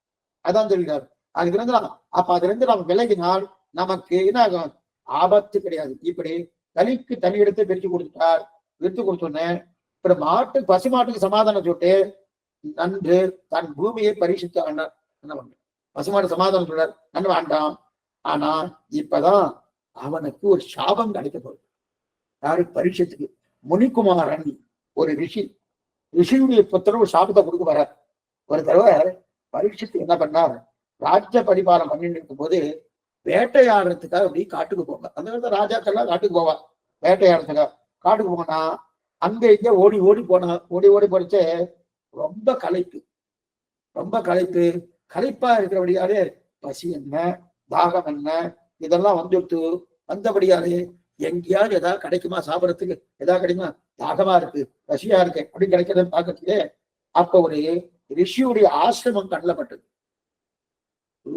ரிஷியுடைய குடி ஆசிரமம் கண்ணப்பட்டதுன்னு நேரம் இங்க ஏதாவது கிடைக்குமாச்சுன்னு உள்ளுக்குள்ள போனா, உள்ளுக்குள்ள போய் பார்த்தா அங்க ரிஷி தியானம் பண்ணிட்டு இருக்காரு. தியானம் பண்ணிட்டு இருக்கச்சே இவர் கூப்பிட்டு பாக்குறாரு. இவர் மகாராஜா இல்லையா பரீட்சித்து, மகாராஜா வந்தான்னா உடனே என்ன பண்ணும், ரிஷி அதுக்கு உண்டான மரியாதை பண்ணணும். அவர் தியானத்துல இருக்காரு, அவர் பகவான் அனுபவிச்சுட்டு இருக்காரு. தியானத்துல இருக்கிறபடியாலே இவர் கூட்டத்தை திரும்பியே பார்க்கல. எத்தனையோ தடவை கூப்பிட்டு பார்த்தா பரீட்சை திரும்பி பார்க்கல. கோபம் வந்துட்டு பரீட்சத்துக்கு. கோபம் இருந்தபடியாலே அந்த கோபத்தாலே கீழே என்ன இருக்குன்னு பார்த்தா செத்த பாம்பு கொண்டு இருந்தது. செத்த பாம்பை எடுத்து அந்த ரிஷியுடைய கழுத்துல போட்டாச்சு.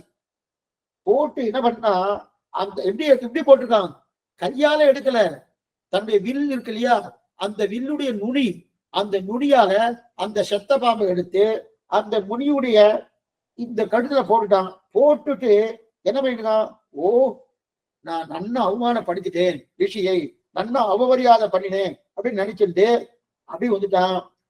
குரூரமான திருப்தி, சாமானிய திருப்தி இல்லை. இதெல்லாம் பண்ணிருக்கப்படாது, பரீட்சித்து பண்ணிட்டான். குரூரமான திருப்தி எப்படி வந்துட்டான். உடனே அந்த ஊரை பார்த்த கிளம்பிட்டான். சரி எதுவும் பண்ணிட்டோம், சரி கிளம்பி வந்துட்டான்.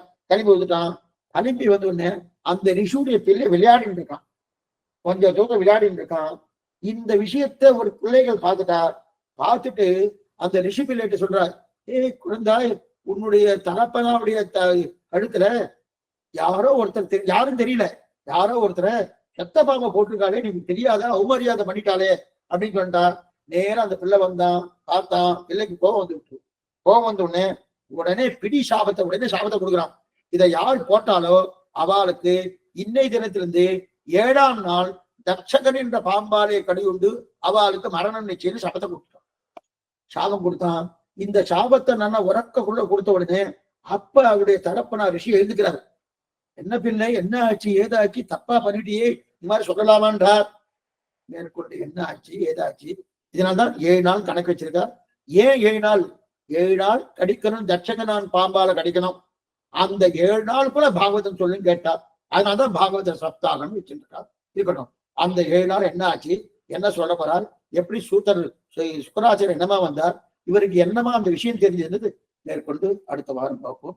ஆழ்வாரம் பெருமானாட்சியை துளியேசனம், ஆச்சாரியன் திருவிலேசனம், பாகவதால் திருவடிகளே சரணம்.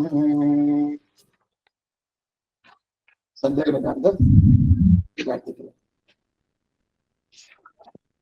சுவாமி நமஸ்காரம். சொல்லுங்க சுவாமி. பரீட்சித் மகாராஜா வந்து மகாபாரதத்தை கேட்டு ஏன் இறப்பற்ற தன்மைக்கு போல பிறப்பற்ற தன்மைக்கு தான் வந்தார். அப்போ பிறப்பற்ற தன்மை இறப்பற்ற தன்மையோட அந்த நிலையோட பெரிய நிலையா? மோட்சம்ன்றது அது ரொம்ப பெரிய நிலையா? அவர் அந்த சாபத்தாலதான் அந்த சாவு வரும், அந்த சாவே வராம அந்த பாகவதம் பண்ணிருக்கலாமே. இல்ல புரியல, மறுபடியும் சொல்லுங்க. பரீட்சித் மகாராஜ் இந்த 7 நாள் சப்தாகம் பாகவதம் கேட்டு மோட்சம் அடைஞ்சிட்டாரு.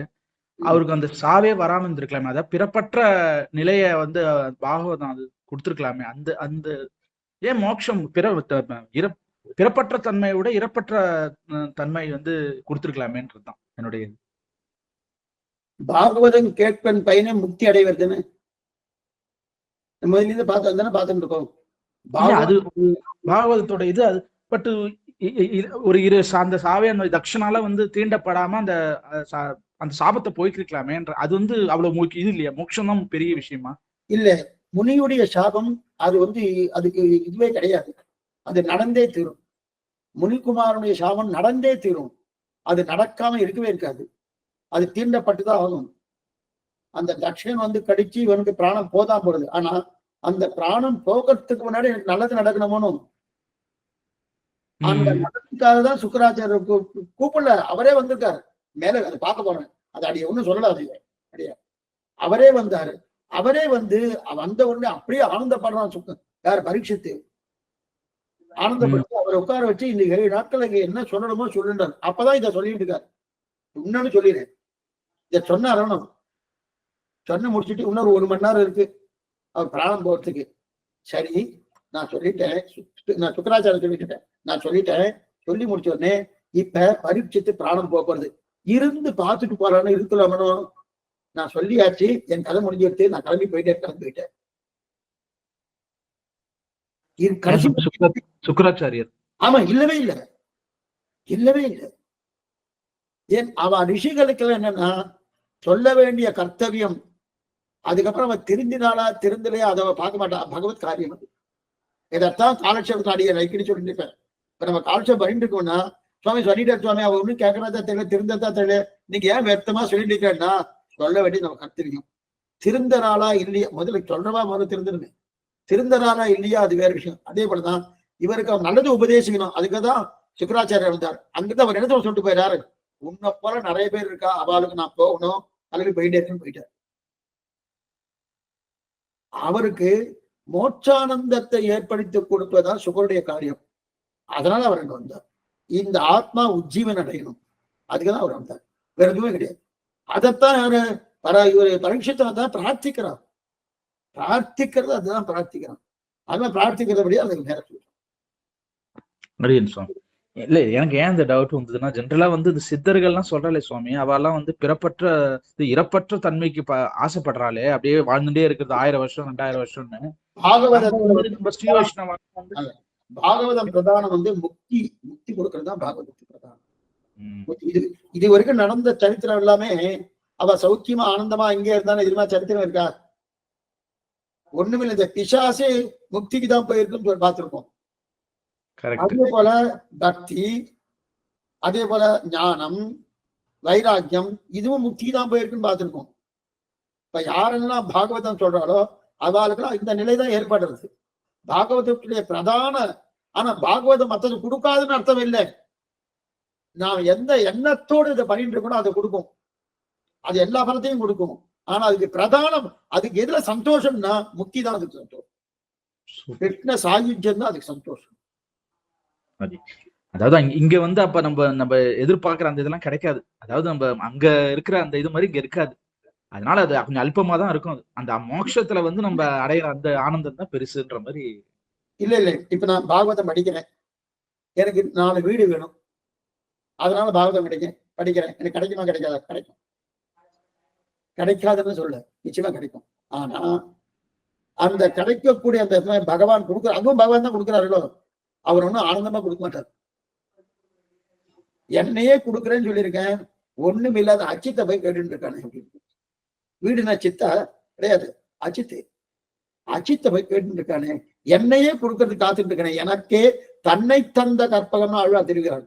என்னையே கொடுக்கறதுக்கு காத்துட்டு இருக்காது, அதை போய் கேட்டு இருக்காரு. அதையும் கொடுக்குறாரு. சகல பல பிரஜோகி விஷ்ணுன்னு சொல்லியிருக்கு சாஸ்திரனி. அப்படி இருக்கச்சே என்ன கொடுக்கறதுக்கு காத்துட்டு இருக்கச்சே அதை போய் கேட்டு இருக்கானு கொடுத்துருவாரு. சரி கேட்டா கொடுக்குறேன் அப்படின்னு சொல்லி கொடுத்துறாரு. எங்க தெரியும்னா 7 ஆத்மா அனுபவ காமன் இருக்கானோ, அவன் தன் ஆத்மா அனுபவிக்க நினைக்கிறானோ, ஆத்மாவை அனுபவிக்கிறது நினைக்கிறானோ, அது சரியா? அந்த மாதிரிலாம் பண்ணாத, தப்பா போற, என்ன அனுபவி அப்படின்னு பகவான் சொல்லாம நான் சொல்லவே மாட்டேன். அனுபவிக்கணும், அனுபவிச்சுக்கோ, கொடுக்குறேன், ஆத்மா அனுபவிச்சுக்கோ. ஆனா ஆனந்தமா கொடுப்பாருன்னா, நீ பண்ணின, நான் சாஸ்திரத்தை சொல்லியிருக்கேன், அதை நீ பண்ண, இந்த வச்சுக்கோ, அவ்வளவுதான். சாமி அது ஏன் அப்படி, ஏன் பகவான் ஏன் அப்படி கொஞ்சம் நமக்கு புரிய வச்சு கொஞ்சம் முக்தி தான் பெரிய விஷயம்ன்ற அந்த இது, அது ஆச்சாரியர் மூலமா தான் நடக்குமா? அது நம்ம அதற்குத்தான் நான் இல்ல ஆச்சாரியன், நான் இல்ல ஆச்சாரியன்.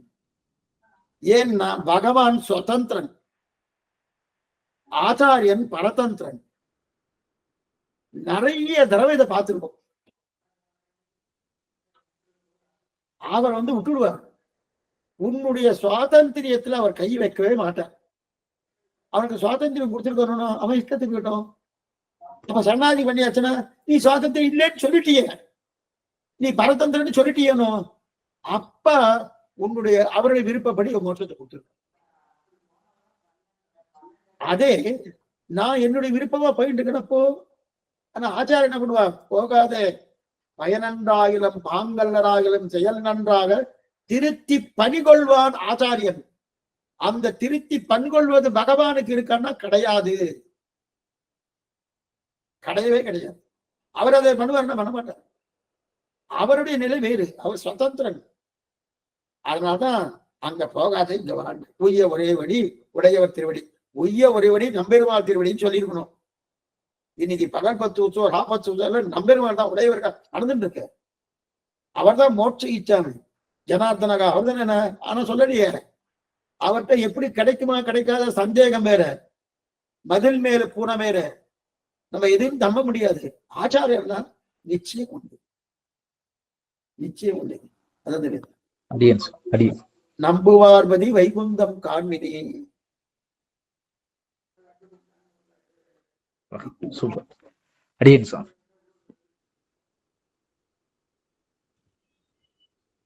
ஸ்ரீமதி ராமானுஜன். அடியன் சுவாமி. சந்தோஷம். அடியேன் ஸ்ரீமதே ராமானுஜாய நமக. அடியேன் சுவாமி ஸ்ரீமதே ராமானுஜாய நமக. பொன்னடிகளை சேவிச்சுக்கிறேன் சுவாமி. அடியேன் சுவாமி. அடியேன் சுவாமி திருவடி சேவிச்சுக்கிற ஸ்ரீமதே ராமானுஜாய ஸ்ரீமதி ராமானுஜாய நமக. திருவடி சேவிச்சுக்கிற சுவாமி. அடியேன் சுவாமி.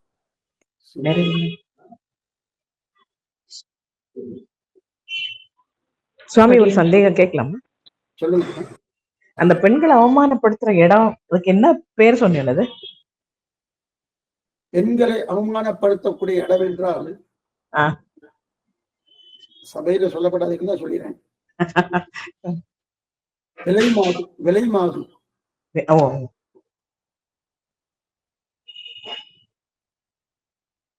இந்த அது மாதிரி பிராணிகளை துன்பப்படுத்துறது வந்து கூனகாதல. கலிபுருஷன் அடிச்சுட்டு காரணம் அந்த பசுமாட்டை. அந்த நாலு இடம் சொன்னேன். சூதாட்டம், சூது, பானகம், பானம், அப்புறம் இந்த பெண்களை அவமானப்படுத்துற இடம். இந்த பிராணிகளை துன்பப்படுத்துற இடத்துக்கு பேரு கூனகாவா? பிராணிகளை துன்பப்படுத்துறணும். இன்னைக்கு இன்னைக்கு ஒண்ணும் இல்லை, ஒரு பண்டிகைன்னு வந்துட்டோம்னா நியூஸ்லயே போடுறாங்க, இத்தனை பேர் இதை வாங்கிட்டு போனா அப்படின்னா. ஆமா ஆமா. அப்ப அவளை இம்சிக்கலையா? கழுத்தா இம்சிக்கிறா. அந்த இடத்துக்கு என்ன பேர் சொன்னது? இந்த இடத்துக்கு பிராணி இம்சை எங்க நடக்கிறதோ அங்க நான் இருக்கேன், அங்க இருக்கேன். அது இருக்கப்படாது. அது அந்த கூனகா சொன்னேன். கூனகான்னு சொன்னேன் இல்லையா? குண்டகவா? அதுவா? சூனகா சூனா அப்படின்னு. சூனானா பிராணி இம்சை. சரி, ஓகே. அப்புறம் சுவாமி சூனானா பிராணிகளை வசம் செய்யக்கூடிய சூனான்னு பேரு. இந்த வியாசரோட பிள்ளை வந்து சுகர் தானே? ஆமாமா, சுக்கராச்சாரியர் அவரு. ஆமா. ஓ, அதுதான் சுகர்னு சொல்லுவா, சுக்கராச்சாரியன்னு சொல்லுவா. சுகரத்தான் சுக்கராச்சாரியா சொல்லுவோம். ஓ, இந்த கண்ணனோட சரீரம் என்ன ஆயிடுது அப்புறமா சொல்லுவீங்களா? அது கடைசியில வரும். சரி சார், மோட்சத்துக்கு போகும்போது கடைசியில வரும். நல்லா இருந்த சுவாமி. அடியே சுவாமி. ஸ்ரீமதி ராமன். வேதவியாசருக்கு சுகபிரம்மன் அதுன்னு சொல்லலாமா? என்னமா? வேதவியாசருக்கு சொன்னது சுக்ராச்சாரிய சுகபிரம்மன் யாரும் சொல்லலாம். சுகபிரம்மம் கூட சொல்லலாம். சுக்ராச்சாரியன் ஒண்ணுதான், சுகபிரம்மன் ஒண்ணுதானா? ஒண்ணுதான். பிரம்மத்துக்கு சமானமா இருக்கிறபடியால சுகபிரம்மம்னு பேரு. Okay okay. அடியேன். ஆனா சுத்த பிரம்மம்ன்றது வேறு. அது இதுல சேர்க்கப்படாது. அது அத்வைதவாதிக்கு சொல்றது சுத்த பிரம்மம்ன்றது. அதுவே சுகபிரம்மம். சுகபிரம்மம். ஓகே. சுக பிரம்மம், பிரம்மத்துக்கு சமானமா இருக்கிறபடியால பிரம்மம்னு பேரு. சுக்ராச்சாரியரும் அவரேதான் சுக்கராச்சாரியர். ஓகே. அடியேன்.